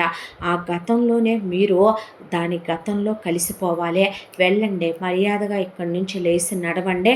నేను మెచ్చిన వాడిని, నాకు నచ్చిన వాడిని నా కూతురికి ఇచ్చి చేస్తాను అనేసరికి, నేను వెళ్ళను బావా, అది నా మేనగోడలో. నేను పుట్టిన తర్వాత దేవుడు నా కోసమే దాన్ని పుట్టించాడో, దేవుణ్ణి పైనే కోరుకొని వచ్చానేమో, అది నాదేనని, అందుకే నా కోసమే అది పుట్టింది, అది నాదే అనేపాటికి ఎలా వద్దురా నీదే, నీ అక్క ఏమైనా మీ నాన్నకు కందా దాన్ని అనేసరికి లాగిపెట్టి ఒక్కటి తీద్దామని మీదకి వెళ్ళిపోతే, అల్లుడు అతి చెయ్యకు, ఏం సాధిద్దాం అనుకుంటున్నావురా నువ్వు, కన్న తల్లిదండ్రులు పోయారో, మామని మింగేశావు, భార్యని మింగేశావు, బిడ్డని ఇలా పడుకోబెట్టావు, ఇంకా ఏం పాపం చేస్తావురా, పసివాళ్ళని వేరు చేసి ఏం అనుభవిద్దాం అనుకుంటున్నావురా, కుక్క చావు చస్తావురా రేపు పొద్దున్న నువ్వు. నా కూతుర్ని నా మొగుడిని చేసిన దానికి దేవుడు మామూలుగా వదిలిపెట్టాడురా నిన్ననే ఆవిడంటుంటే, ఆహా వెళ్ళరా అయితే, వదలరా అయితే అని ఆ లోపలికి వెళ్ళి ఐసీయూ రూమ్ డోర్స్ క్లోజ్ చేసేసుకొని నర్సుల్ని గెంటేసి, సార్ ఏం చేస్తున్నారండి మీరు అని డాక్టర్లు పరిగెత్తుకొస్తే, మర్యాదగా నీ అమ్మ నువ్వు ఇక్కడి నుంచి వెళ్ళిపోతారా, దీని ఆక్సిజన్ మీటర్ తీసేయినా అని ఆ అమ్మాయి మాస్క్ తీసేసేసరికి ఆ అమ్మాయి ఎగశ్వాస దిగశ్వాస అయిపోతుంటే డాక్టర్స్ ఆ అమ్మాయి క్రిటికల్ కండిషన్లో ఉంది, నరాలు తెగిపోతే పెద్ద సర్జరీ చేసాం, ప్రాణానికి ప్రమాదం, ఏంటండి ఇవన్నీ అనేసరికి, నీకు దండం పెడతాను బావా, దాన్ని బ్రతకనివ్వు, అది నరకం అనుభవిస్తుంటే నా గుండె పగిలిపోతుంది, అయితే వెళ్ళిపోతానని చెప్పరా, నువ్వు వెళ్ళిపోతానని దాని మీద ఒట్టేసి చెప్పరా అనేసరికి, నీ కాళ్ళు పట్టుకుంటాను బావా చెప్పవా అని ఆక్సిజన్ తీసి పట్టుకునేసరికి, వెళ్ళిపోతాను, ఆఖరిసారి దాన్ని ఒక్కసారి చూసుకొని వెళ్ళిపోతాను అనేసరికి, దాని మీద ఒట్టు అనేసరికి వెళ్ళి ఆ డోర్ తీశాక ఆ అమ్మాయి దగ్గరికి వెళ్ళి నుదురు మీద ముద్దు పెట్టుకొని, పాదాలు ముద్దు పెట్టుకొని అలా బయటకు వచ్చాడు విశ్వ. వెళ్ళండి అని వాళ్ళ మెడపట్టి హాస్పిటల్లోంచి గెంటేశాడు ప్రసాద్. ఆ రోజు వీళ్ళు అలా వచ్చేయటం, ఆ తర్వాత వాళ్ళు ఎక్కడికి వెళ్ళిపోయారో, పాత అడ్రస్లో లేరని, అక్కడ ఉండలేదని తెలిసిందే. ఆ తర్వాత మళ్ళీ కొన్ని రోజుల క్రితం ఒక చుట్టాలు వచ్చారు. వచ్చి ఇలా ఒక డబ్బున్న వాళ్ళ ఇంట్లో పెద్ద బంగ్లాలో మీ మనవరాలు భవానీ కనిపించిందని, కడుపుతో ఉందని, మెళ్ళో నల్లబూసలు, తాళిగొలుసు, నొసట్లో కుంకుమ కూడా ఉందమ్మా, ఆ ఇంట్లో తిరుగుతూ మాకు కనిపించింది, మా పనులన్నీ అయిన తర్వాత మేము వచ్చేపాటికి ఆలస్యమైంది, ఇదిగోండి అడ్రస్ అని వాళ్ళు అడ్రస్తో సహా తెచ్చి లక్ష్మి చేతిలో పెడితే, ఆ విషయమే లక్ష్మి విశ్వకి చెప్పిందే. పెళ్ళి అయిపోయిందంట్రా, డబ్బున్నోళ్ళకే ఇచ్చి చేసినట్టున్నాడు మీ బావ, పిల్ల కడుపుతో ఉందంటయ్యా అనేసరికి, మంచిదేగా అన్నాడు. అన్న దాంట్లో అలా బాధగా ఉండబాకయ్యా అన్నప్పుడు కూడా, దానికి జరిగినట్లు అది గతాన్ని మర్చిపోయినట్టు నాకు జరుగుంటే నేను మర్చిపోయేవాడినమ్మా, కానీ నాకు అలా జరగలేదుగా అని అలా పడుకున్న విశ్వకి కళ్ళల్లో గుర్తుకొచ్చింది ఒకటే, మేనగోడలు వెళ్ళిపోయిన తర్వాత హాస్పిటల్ నుంచి తిరిగి వచ్చాక చాలామంది చుట్టాలు బంధువులు వచ్చి ఇంట్లో వాళ్ళ ఆడపిల్లల్ని తీసుకొచ్చి కూర్చున్నారు. లక్ష్మి కూడా చేసేసుకోరా, అది తిరిగి రాదురా, నీ ప్రేమ నిజం కాదయ్యా, అది వాడు వేరే వాళ్ళకిచ్చి పెళ్లి చేసేసి ఉంటాడు, నువ్వు నేను గుర్తులేంగా వాడేం కథ అల్లేశాడో అక్కడ అన్నా, మా పిల్లల్ని చేసుకో విశ్వ అనే చాలామంది ఆడోళ్ళన్నా, ఓపెన్గా ఒక విషయం మాట్లాడదాం, నా మేనగోడల్ని నేను చచ్చిన రోజు తప్ప నేను మర్చిపోను, దానికి నేను జ్ఞాపకం లేనేమో, అది నా జ్ఞాపకమే ఉందిగా అమ్మ, దాన్ని నేనెలా మర్చిపోతాను, మర్చిపోతే అది ప్రేమ ఎలా అవుద్దే, ప్రేమ పవిత్రమైందమ్మా, చావులో కూడా అది మనని వదిలే వెళ్ళదు, చాలామంది ప్రేమించామంటారు, భగ్న ప్రేమికులుగా మిగిలిపోయామంటారు, అసలు నిజంగా ప్రేమించుకున్న వాళ్ళైతే ఒకళ్ళని వదిలి ఒకళ్ళు ఎందుకు విడిపోతారో, అమ్మా నాన్నలు వచ్చినా, పంచభూతాలే వచ్చినా, ఆ దేవుడు తప్ప ఎవరి ప్రేమని ఎవరు వేరు చేయలేరు, దేవుడు ఎప్పుడో ప్రేమకే సాక్ష్యంగా నిలబడతాడే తప్ప ప్రేమని ఏ రోజు దూరం చేసే దుర్మార్గుడు కాదమ్మా దేవుడు నా జీవితంలో ఇలా జరగటానికి కారణం బావ, పరిస్థితులు, ఇక ఈ ఊరి జనాలు వీళ్ళంతా మీ అమ్మాయినిచ్చి నాకు పెళ్లి చేస్తామంటున్నారు, చెయ్యండి. మా అమ్మ కోసం తాళి కట్టి చేసుకుంటా, నా మేనగోడల్ని తలుచుకుంటూ దాన్ని ఊహించుకుంటూ కాపురం చేస్తా, అలాగే పిల్లల్ని కంట, ఆ పిల్లలకి నా మేనగోళ్ళ పేర్లే పెడతా, జీవితాంతం మీ అమ్మాయిలో నా మేనగోడల్నే చూసుకుంటాను, నా మేనగోడల్నే ప్రేమిస్తూనే ఉంటాను, నా మనసులో నా మేనగోళ్ళే ఉంటుంది, అయినా ఇచ్చి చేస్తారా అనేసరికి ఏ ఆడపిల్ల ఆ మాట నాకు ముందుకొచ్చి చేసుకుంటుందే. దాంతో ఈ వార్త దావాలనలా తెలిసే వాళ్ళకి ఎవరూ పిల్లనివ్వటానికి కూడా సిద్ధపడలేదు. దాంతోనే ఇలా రోజులు నెలలు సంవత్సరాలుగా గడిచిపోతూ అప్పుడే విశ్వ భవాని దూరం అయ్యే 3 సంవత్సరాల కాలం ఇప్పటికే. మళ్ళీ ఇలా వచ్చే మేనగోడల్ని అలా కడుపుతో చూసుకోవటం ఒకటే. ఎక్కడున్నా సంతోషంగా ఉండాలి, గతం మర్చిపోయినా ఆనందంగా ఉందలే, ఒకరిని పెళ్లి చేసుకొని గర్భవతి కూడా అయ్యిందంటే నిండు చూలాలుగా ఉన్న అమ్మాయికి చలవెత్తుకెళ్ళి చూడాలి అనుకున్నాడు తను. ఉన్నన్నాళ్ళు అలా తను చూసుకుంటూ పోయే రోజు ఆస్తంతా అమ్మాయికి పెట్టి పోవాలి అనుకుంటూ ఉండగా ఈలోగా ఆ అమ్మాయిని అలా కొట్టడం, గెంటేయటం, ఇవన్నీ ఏంటో అర్థం కాలేదో. మనసు ఒక్కసారిగా అల్లకల్లోలం అయిపోయినట్టు అనిపించే ఈలోపు వర్షం కాస్త వెలిసిందే. సగం దూరానికి వచ్చేసారు వీళ్ళు. ఈలోపు సడన్గా విశ్వ బ్రేక్ వేసేసరికి అందరూ ఒక్కసారిగా ఉలిక్కిపడి ముందుకు పడబోయినా అలా భవానీకి చెయ్యి అడ్డం పెట్టాడు. ఆ అమ్మాయి అలా విశ్వ వైపు చూస్తే విశ్వ తల పక్కకి తిప్పేశాడు. కళ్ళల్లో అందరికీ నీళ్ళు.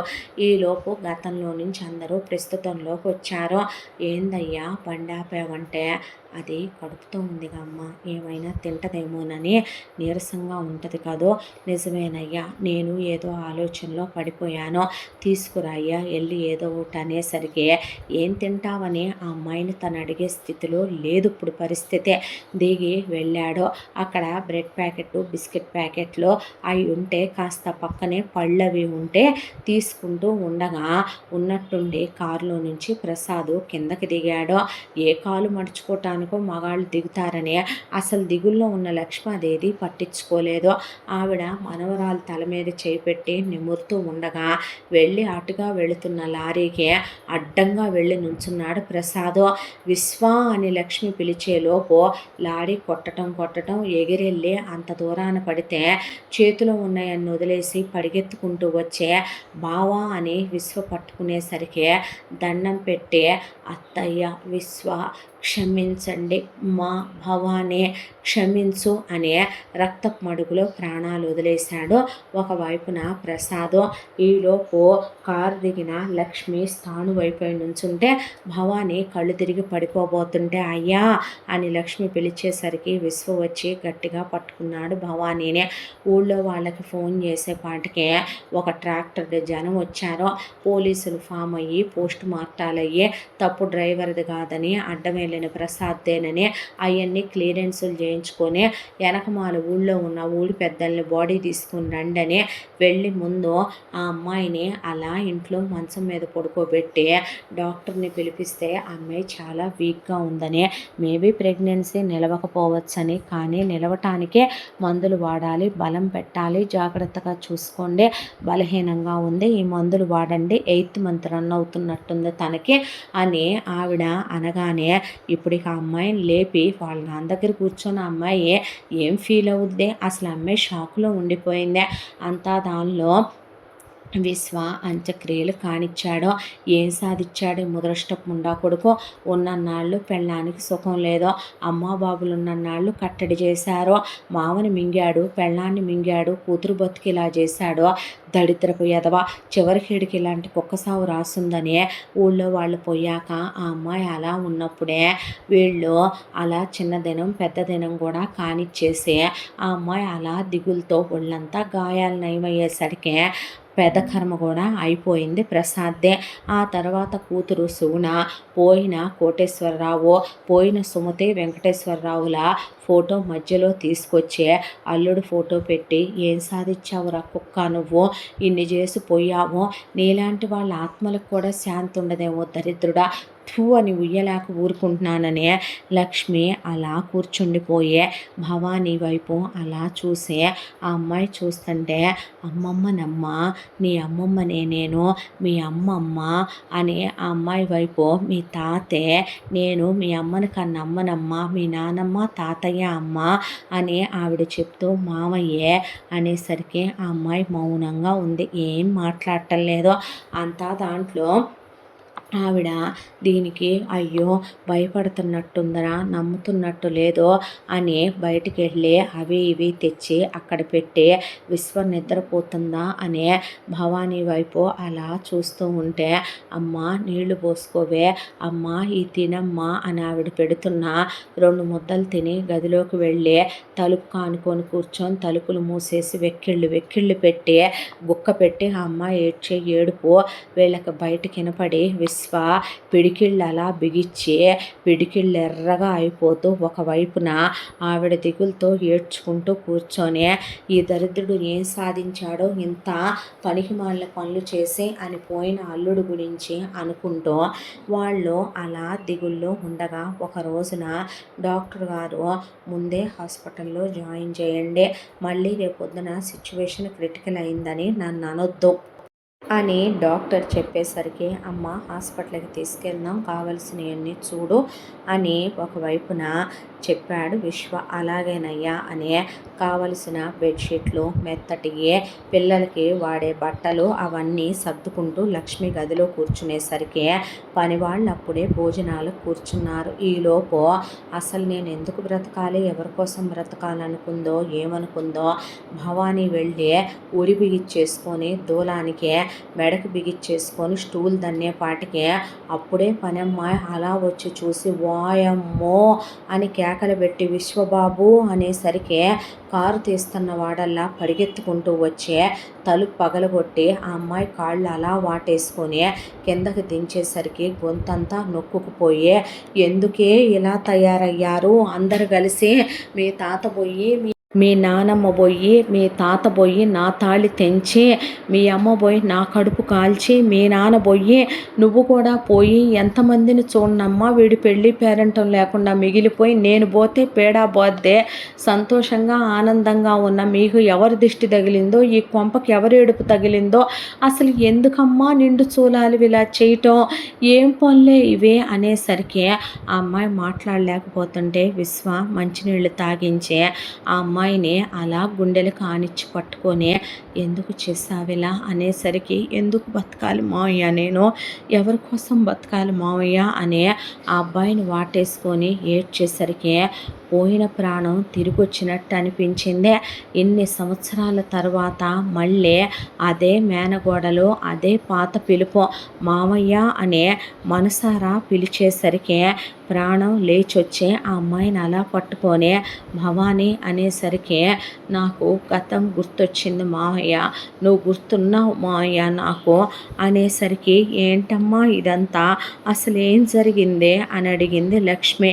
ఏం జరిగేది ఏముంది అమ్మమ్మ, అసలు నన్ను వదిలేసి ఎందుకు వెళ్ళిపోయావు మావయ్య, వాడిని నరికేసి నువ్వు జైలుకి వెళ్ళినా నేను నువ్వు వచ్చిందాకా ఉండేదాన్నిగా మావయ్య, నన్ను ఎందుకు వదిలేసావు, మీరు వెళ్ళిపోయిన తర్వాత వాడు నన్ను హాస్పిటల్ నుంచి డిశ్చార్జ్ చేయించుకొని ఎక్కడికో వేరే ఊరు తీసుకెళ్ళాడు.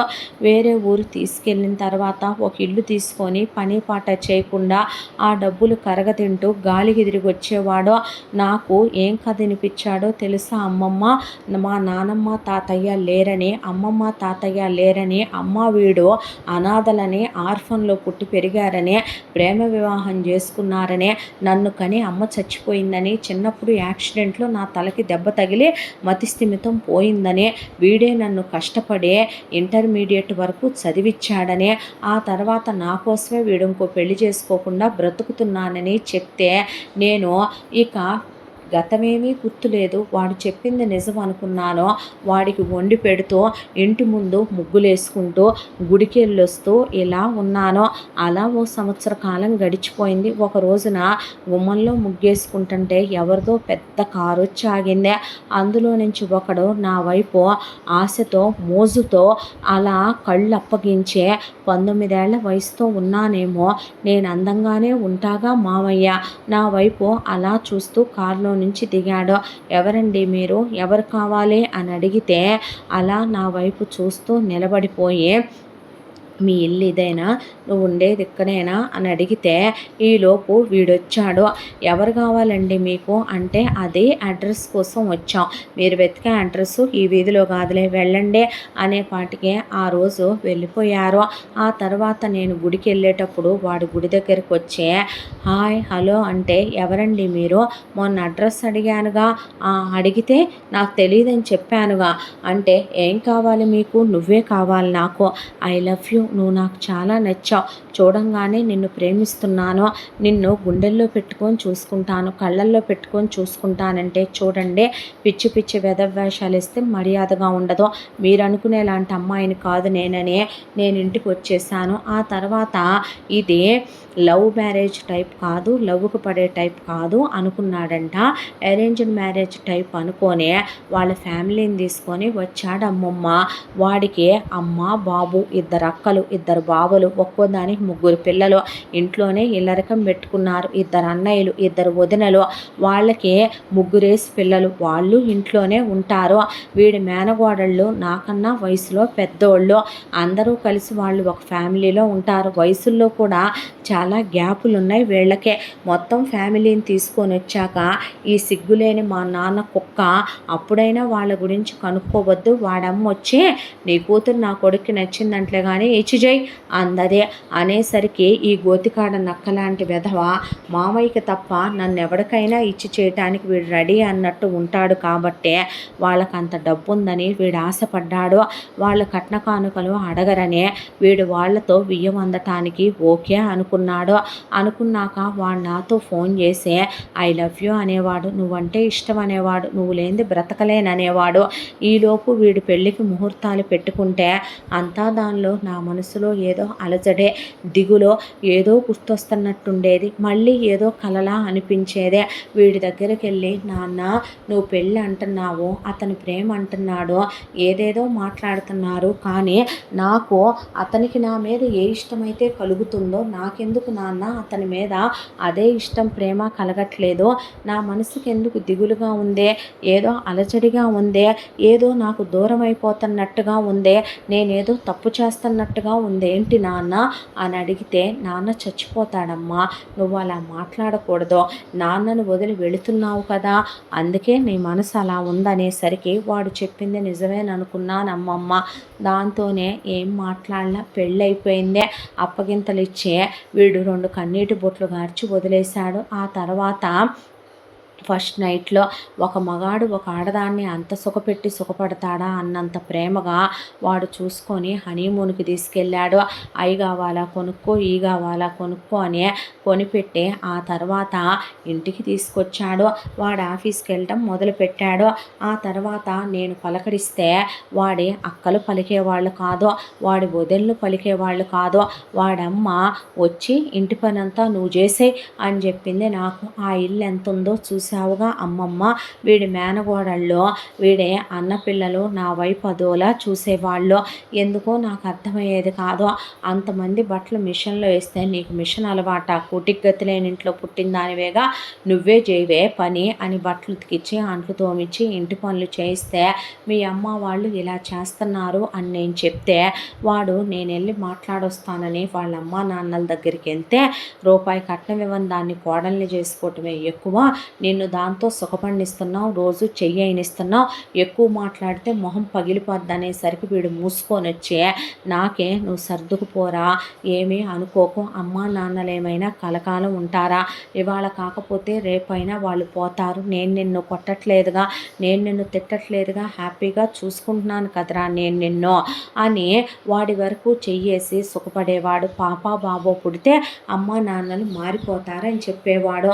నాన్న వచ్చాడు మధ్యలో ఒకరోజు, నేను డైనింగ్ టేబుల్ మీద కూర్చోకూడదు, వాళ్ళు తినకూడదు, పని వాళ్ళతో పాటు కూర్చున్నాను, కూర్చుంటే మా అమ్మాయిని ఇలా ఉంచారేంటంటే మా కొడుక్కి నీ కూతురు మీద మోజు తీరిపోయింది, వాడేశాడు, తీసుకెళ్ళమని గెంటైనా ఏంటి అనేపాటికి నువ్వు కట్నం ఇవ్వలేకపోయావుగా నాన్న, అందుకే వాళ్ళు నన్ను ఇలా చేస్తున్నారనేసరికి అల్లుడేమంటలేదుగా అమ్మ సర్దుకుపో అని చెప్పి వెళ్ళిపోయాడమ్మమ్మ వాడు. ఆ తర్వాత ఒకసారి ఇలా కాలం గడిచిపోతూనే రోజు వీడు రాత్రి చెయ్యటం ఏదో నచ్చేది కాదమ్మమ్మ. పొద్దున పూట వాళ్ళు అలా చేయటం నా క్యారెక్టరు అంత మెత్తగా నేనుండను కదవే. మావయ్య ఎప్పుడు నన్ను అవ్వాయి సువ్వాయనే, అమ్మ నువ్వు శివంగి అనే, తాతయ్య ఎప్పుడు పులిబిడ్డ పుట్టిందని నవ్వుతూ ఉండేవాళ్ళు కదా. నా క్యారెక్టరే అణిగి మణిగి ఉండే తత్వం కాదు కదా. ఏదో అలజడిగా ఉండేది, తనలో నొప్పి వస్తూ ఉండేది అప్పుడప్పుడు. ఆ తర్వాత ఇలా 1 సంవత్సరం అయిపోయింది, మా పెళ్ళి అయిపోయి కూడాను. ఆ తర్వాత వీడు యానివర్సరీ ట్రిప్‌కని తీసుకెళ్ళాడు. తీసుకెళ్ళిన దాంట్లో వీడు ఒక కొండ మీద తీసుకెళ్ళి మెట్లు దిగుతున్నప్పుడు ఓ చిన్న పాప మెట్ల మేంచి పడుతుందని పాపను పట్టుకోబోయి నేను పడ్డాను. ఒక 20 మెట్ల మేంచి పడేసరికి తలకి దెబ్బ తగిలింది. 4 కుట్లు పడ్డాయి. వీడు ఆ కుట్లేయించి నన్ను హాస్పిటల్లో చేర్చి డాక్టరు కలవకూడదందని పక్క బెడ్ మీద పడుకున్నాడు. ఉన్నట్టుండి నా తలలో విపరీతమైన నొప్పి. వీడిని లేపుదాం అనుకున్నాను. అనుకునేసరికి దున్నలా నిద్రపోతున్నాడు. ఈలోపు డాక్టర్ని పిలుద్దామనే లోపు ఏదో తలలో ఫ్లాషెస్ లాగా వచ్చింది. వచ్చి ఒక్కసారిగా నాకు చిన్నప్పటి నుంచి గతమంతా గుర్తొచ్చే, ఆ గతంలో మావయ్య మీరు జరిగినవన్నీ గుర్తొచ్చినాయి. వీడిని ముక్కలుగా నరికేయాలనిపించింది. ఇప్పుడు వాడి ముందు నేను ఏడవలేక బాత్రూంలోకి వెళ్ళి తలుపులు వేసుకొని అసలు నరాలు తెగిపోయేలా ఏడ్చాను. నా మావయ్యకి నన్ను దూరం చేసేసావు నాన్న, ఎంత పెద్ద శిక్ష వేసావురా నువ్వు, మమ్మల్ని దూరం చేసి నువ్వేం బాగుపడ్డావురా, నన్ను ఎందుకు వదిలేసి వెళ్ళిపోయావు మావయ్య, నన్ను చంపేసున్నా ఇంతకన్నా ఆనందంగానే ఉండేదాన్నే. ఇప్పుడు ఎవడో ముక్కు మొహం తెలియని వాడినే వీడు తాళి కట్టించి వాడు మొగుడని పెళ్లి చేయించి వాడు నా శరీరాన్ని తాకి నన్ను అపవిత్రం చేసి వాడింట్లో నన్ను పని మనిషిని చేసి వీడి చేతులు దులుపుకొని వెళ్ళిపోయి నాకు ఎంత శిక్ష వేసావేంటి మావయ్య. ఇప్పుడు నేను వీడితో ఉండాలా, నీ దగ్గరికి రావాలా, నేను అలా వచ్చేస్తే నన్ను ఇప్పుడు మెళ్ళో తాలిపడి మొగుడుగా వీడున్నాక బజారు దాన్ని అంటారు. పోయిన కోటేశ్వరరావు వెంకటేశ్వరరావు మనవరాలు మొగుడిని వదిలేసి మేనమావ మీద మోజుతో లేచొచ్చిందంటారు. అయినా ఒకడు తాకి కలుషితం చేసి మలినం చేసి అపవిత్రమైపోయిన నాలాంటి దాన్ని నా మావయ్య ఎందుకు చేసుకోవాలి. నా మావయ్య జీవితంలోకి ఒక మంచి అమ్మాయి ఉత్తమురాలు వచ్చుద్దే. నేను మళ్ళీ వచ్చి మీ జీవితాల్లో చీకట్లు నింపాలనుకోలేదు. ఆ తర్వాత వీడు నన్ను తిరిగి తీసుకెళ్ళాడు. వీడమ్మ పనులు చేయమంటే నా క్యారెక్టర్ నీకు తెలుసుగా అమ్మమ్మ, ఎందుకు చెయ్యాలి, నీ కూతుళ్ళు చేస్తున్నారా నీ కోడళ్ళు చేస్తున్నారా అని నేను అనేసరికి అసలు మా మావయ్యని మేం చేసుకోవాల్సిందే, నువ్వు దరిద్రంలా దాపురిచ్చావనే ఒకవైపున దీని మనవరాళ్ళు, ఇంకొక వైపున అసలు మా అక్క మడిదని మేం చేసుకుందాం అనుకున్నాం, పెళ్ళికి ముందే కాలు జారైనా మాలో ఎవరో ఒకళ్ళం పెళ్ళాలం అవుదాం అనుకున్నామని ఒకవైపున వీడి వదిన చెల్లెళ్ళు, ఒకవైపున వీడి బాబు వెకిలి మాటలు మాట్లాడటం, చండాలంగా స్నానం చేసి వచ్చి బట్టలు మార్చుకుంటుంటే కీ హోల్స్లో నుంచే చూడటం. వీడమ్మ ఒకవైపు చూస్తే ఏం పోయింది, నువ్వు ఎవరో చూడనే అందగత్తెవా అని మాట్లాడటం. ఈలోపు ఇహ కొంపలో ఉండలేననిపించింది. మా అమ్మకి ఎదురు చెప్తున్నావంటే ఏంటి, నేనేమైనా పని మనిషినా పాలేరునా, అందుకే పెళ్లి చేసుకొని తీసుకొచ్చావా నువ్వు, అయినా నిన్ను నీ వదిన చెల్లెళ్ళు నీ మేనగోడళ్ళు చేసుకుందామని మోజుపడి కాలు జారదామనుకున్నారంట. మరి నువ్వెందుకు చేసుకున్నావురా, నీకో విషయం చెప్పనా, ప్రేమ అన్నావు, ప్రేమ అంటే ఏంటో తెలుసా, భార్యను ఎలా చూసుకుంటారో తెలుసా, ప్రేమ అంటే ప్రేమించిన వాళ్ళ కాళ్ళు కందనివ్వరు, వాళ్ళ కాళ్ళు ముళ్ళు గుచ్చుకుంటే నీ గుండెల్లోంచి రక్తం రావటాన్ని ప్రేమ అంటారని మావయ్య గుర్తొచ్చాడు. మావయ్య ప్రేమ గుర్తొచ్చిందే. ఆ విషయమే అంటే అక్కడి నుంచి వెళ్ళిపోయి, నువ్వు ఇదివరకు ఇలా ఉండేదానివి కాదు, నీకు బాగా కోపం పెరిగిపోయింది, నేను ఇలాగే ఉంటానంటే నువ్వు కానీ ఇదివరకు ఇట్లా ఉంటేనే బాగున్నావు అన్నాడు. అంటే ఏంటి, మీ ఇంట్లో పాచి పని చేస్తూ మీ ఇంట్లో పని వాళ్ళతో సమానంగా బ్రతుకుతూ నీ చేత చెయ్యించుకుంటుంటేనా అని ప్రతిరోజు వాడు ఒంటి మీద చెయ్యేస్తుంటే ఒక కంపరం, ఒక నరకం, ఒక జుగుప్స, కాదనిలేను, తోసేయలేను, అలాగని మామయ్య దగ్గరికి రాలేను, అక్కడ ఉండే ఆ నరకం అనుభవించలేను. ఒకవైపున దుఃఖం పెరిగిపోతుంది, బాధ పెరిగిపోతుంది, దానికి తోడు వీళ్ళ వాళ్ళనే మాటలు, ఒక రోజున గొడవ పెద్దదైపోతుంది, వీళ్ళ వెళ్దాం అని బయలుదేరి వెళుతూ ఉండగా వీడు ఆఫీస్ నుంచి వచ్చాడు. ఎక్కడికి నువ్వు వెళ్ళేది అనే లోపు కళ్ళు తిరిగి పడిపోయాను. చూస్తే గర్భవతినని తెలిసిందే. ఆ తర్వాత నువ్వెక్కడికి వెళ్ళొద్దు, మన బేబీ పుడితే అంతా పరిస్థితులు కుదుట పడతాయి అన్నాడు. ఇప్పుడు కడుపులో బిడ్డతో నేను ఎక్కడికి వెళ్ళాలి, ఏం చేయాలి? ఈలోపు వీళ్ళు నాకు స్కానింగులు చేయించే ఒక బ్రోకర్ డాక్టర్ ఉంది వీళ్ళకే. దాని ద్వారా నా కడుపులో ఉన్న పిండం ఆడపిల్లని తెలుసుకున్నారు.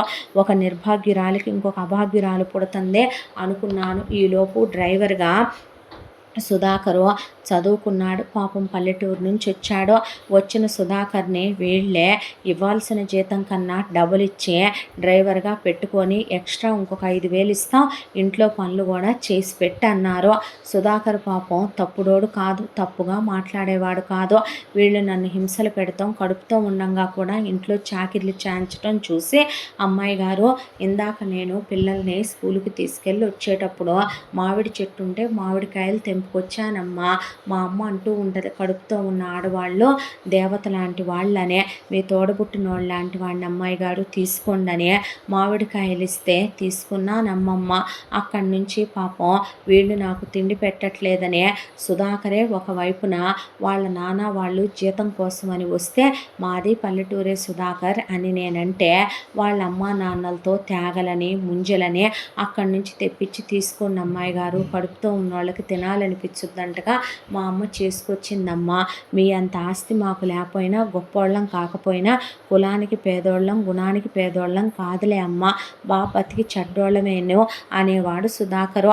సుధాకర్ కూడా చదువుకున్నాడు, తప్పుడోడు కాదో, చాలా నిజాయితీపరుడు. పెళ్ళైన భార్యనే ప్రాణంగా ప్రేమించే వ్యక్తి. ఒక రోజున సుధాకర్ని మా అత్త డబ్బులిస్తే ఏమైనా చేస్తావంటరా అంటే, న్యాయం ధర్మం అయితే ఏదైనా చేస్తాను, కాకపోతే ముక్కలు ముక్కలుగా అవతలను నరికేస్తానేమో కానీ నేను తప్పులు చేయను అమ్మగారు అనేసరికి, అదే లేరా నీ నీతి మండ అనుకున్నాక ఒక రోజున కొడుకు నాకు కడుపుతో ఉన్నానని ఒక గరిట అన్నం ఎక్కువ వడ్డిస్తే పోద్దిరా వాయిగమ్మే అడ్డంగా మేపకుదాన్ననే పాటికి వాడికి నాకు అన్నం పెట్టాలన్న భయమే.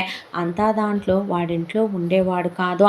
సుధాకర్ని నా బెడ్రూమ్లోకి వెళ్ళి బొట్టు బిళ్ళలు దెమ్మంటాం, దువ్వెని దెమ్మనమంటాం, వాడికి నీ పెళ్ళాం గదిలోకి వాడు వెళ్తున్నాడంటే అలాంటిదేమీ జరగదులే అని వాడు వెళ్ళిపోతూ ఉంటాం. ఒక రోజున వెళ్ళి నా కాళ్ళు ఒత్తమంటే సుధాకర్ కూర్చొని నీరు వచ్చిందని కాళ్ళు ఒత్తుతుంటే, ఎలాంటి వాడైనా సరే పేదవాడైనా అతను మగవాడు.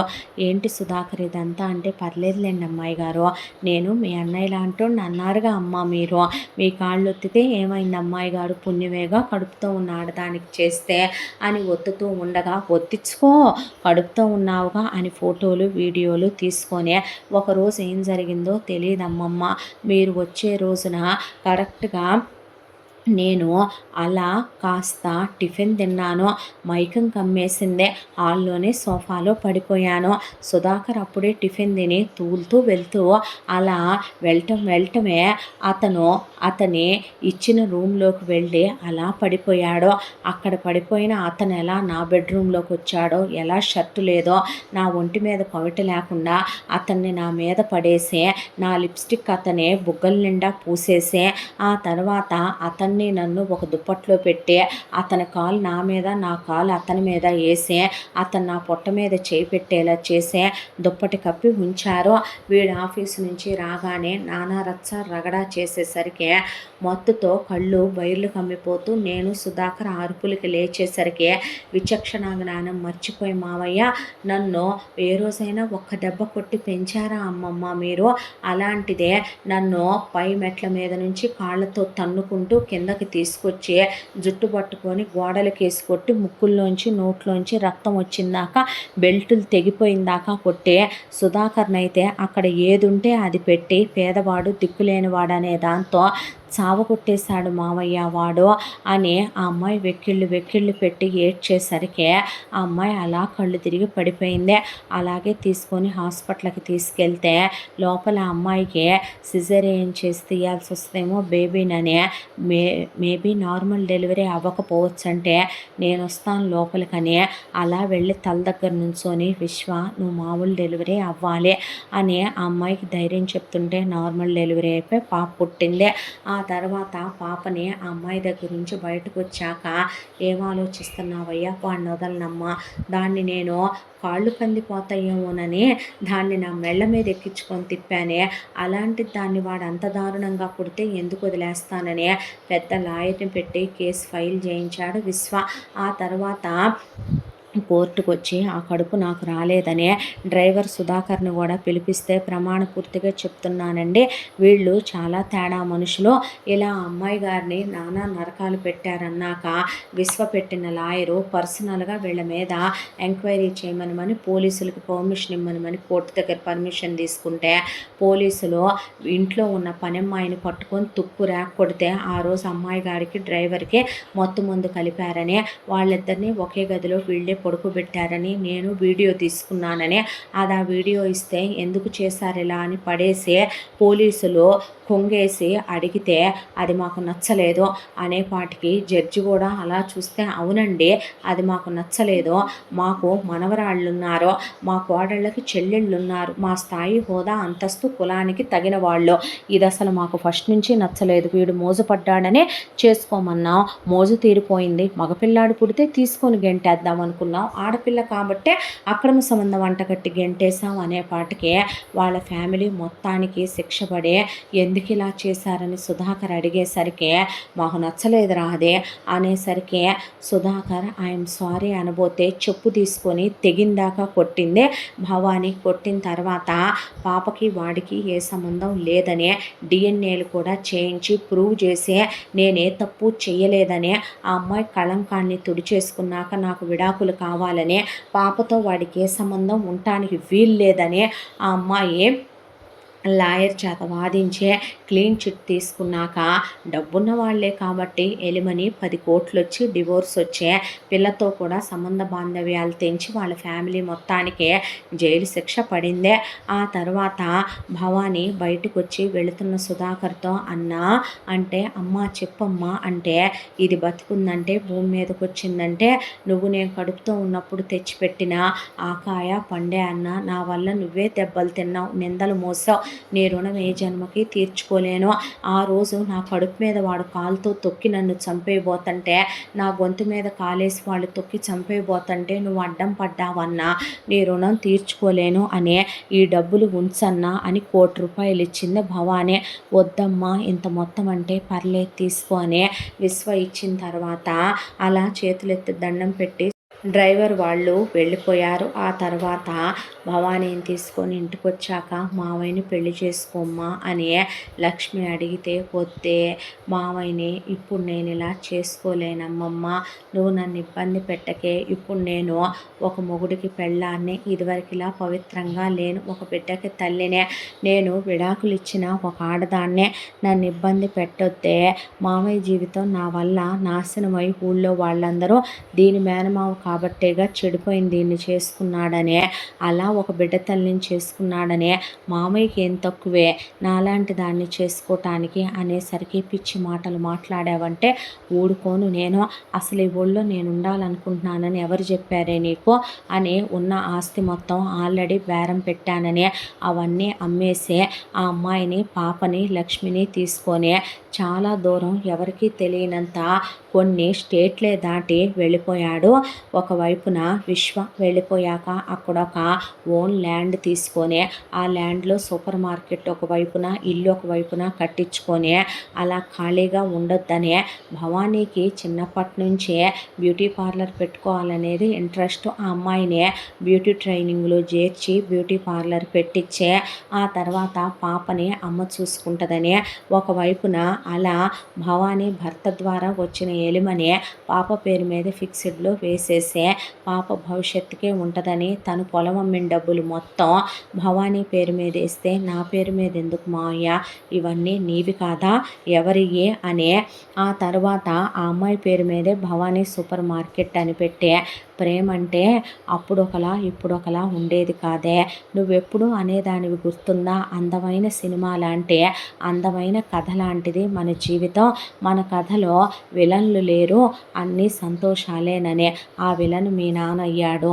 ఆ కథలో పోయిన వాళ్ళు మా నాన్న మీ అమ్మ అయ్యారు. ఆ తర్వాత మీ నాన్న పోవలసి వచ్చింది. మధ్యలో ఒక కలలా వచ్చాడే వాడు నీ జీవితంలోకి. వాడు నిన్ను తాకితే నువ్వు అపవిత్రం అయిపోవటం ఏంటే పిచ్చిదానా? ఒక విషయం చెప్పమంటావా? మనకొక బ్యాడ్ డ్రీమ్ వస్తుంది. ఆ డ్రీము ముగిసిపోయిన తర్వాత మనం నిద్రలో నుంచి లేసినప్పుడు నిజంలోనే ఉంటాం. మనం ఆ నిద్రలోనే ఉండిపోం కదు పిచ్చిదానా. నేను నిజాన్ని, వాడు కళ. అది గడిచిపోయింది. ఇక నీ జీవితంలో ఆ కళ రాదు. పాపకి ఎప్పటికీ నేనే తండ్రిని, నువ్వే తల్లివే. అయినా ఒక విషయం చెప్పనా? మనసు ఒక్కటి చెప్తుంది. ఏంటో తెలుసా? నువ్వు నాదానివని, నేను నీవాణ్ణనే. శీలం అనేది శరీరానికి సంబంధించింది కాదు, మనసుకు సంబంధించిందే. నువ్వు తెలిసే వాడిని ఇష్టపడి చేసుకుంటేనే నేను నిన్ను వదిలుండేవాడిని కాదు. నువ్వు గతం మర్చిపోయి తెలియక చేసిన దానికే నిన్ను నిందిస్తానా అనే ఆ అమ్మాయిని పెళ్లి చేసుకున్నాడు. నిజంగానే ఆ అబ్బాయి ప్రేమలో ఏ లోపం లేదు. ఒకప్పుడు వాళ్ళ జీవితం అందంగా ఎలా ఉండేదో మళ్ళీ అందమైన కుటుంబాన్ని నిర్మించుకున్నారు. పాప ఆ అమ్మాయిని అమ్మ అంటూ, ఆ అబ్బాయిని నాన్న అంటూ, అసలు అది వేరే తండ్రికి పుట్టిందనేదే తెలియకుండా పెంచుతూ, ఆ తరువాత కొంతకాలానికే కమల పిల్లలు పుట్టారు. విశ్వకి, భవానీకి పాప బాబు. తండ్రి కూతుళ్ళుగా పోయే ఈసారి అన్నా చెల్లెళ్ళుగా పుట్టారేమోనని పుట్టిన బాబుకి కోటేశ్వరరావు పేరు, పుట్టిన పాపకి సుగుణ పేరు పెట్టుకున్నారు.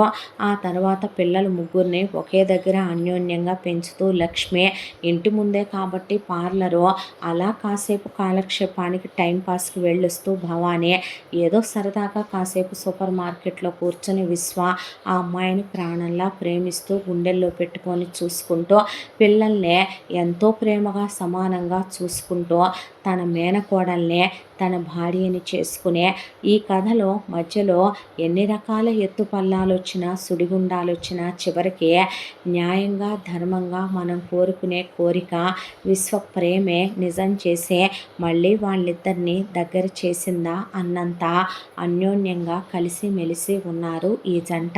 ఇలా వీళ్ళ సంతోషాల మధ్య ఈ కథ పూర్తే. మళ్ళీ మరొక మంచి కథతో కలుసుకుందాం. తప్పకుండా మన ఛానల్ని లైక్ చేయండి, షేర్ చేయండి, సబ్స్క్రైబ్ చేయండి, బెల్ ఐకాన్ క్లిక్ చేసి ఆల్ అనే బటన్ని ప్రెస్ చేయడం మర్చిపోకండి. ఇంత మంచి కథను మనకు అందించిన కథా రచయిత్రి సాయి లలిత గారు. మరో మంచి కథతో కలుసుకుందాం. Thank you so much.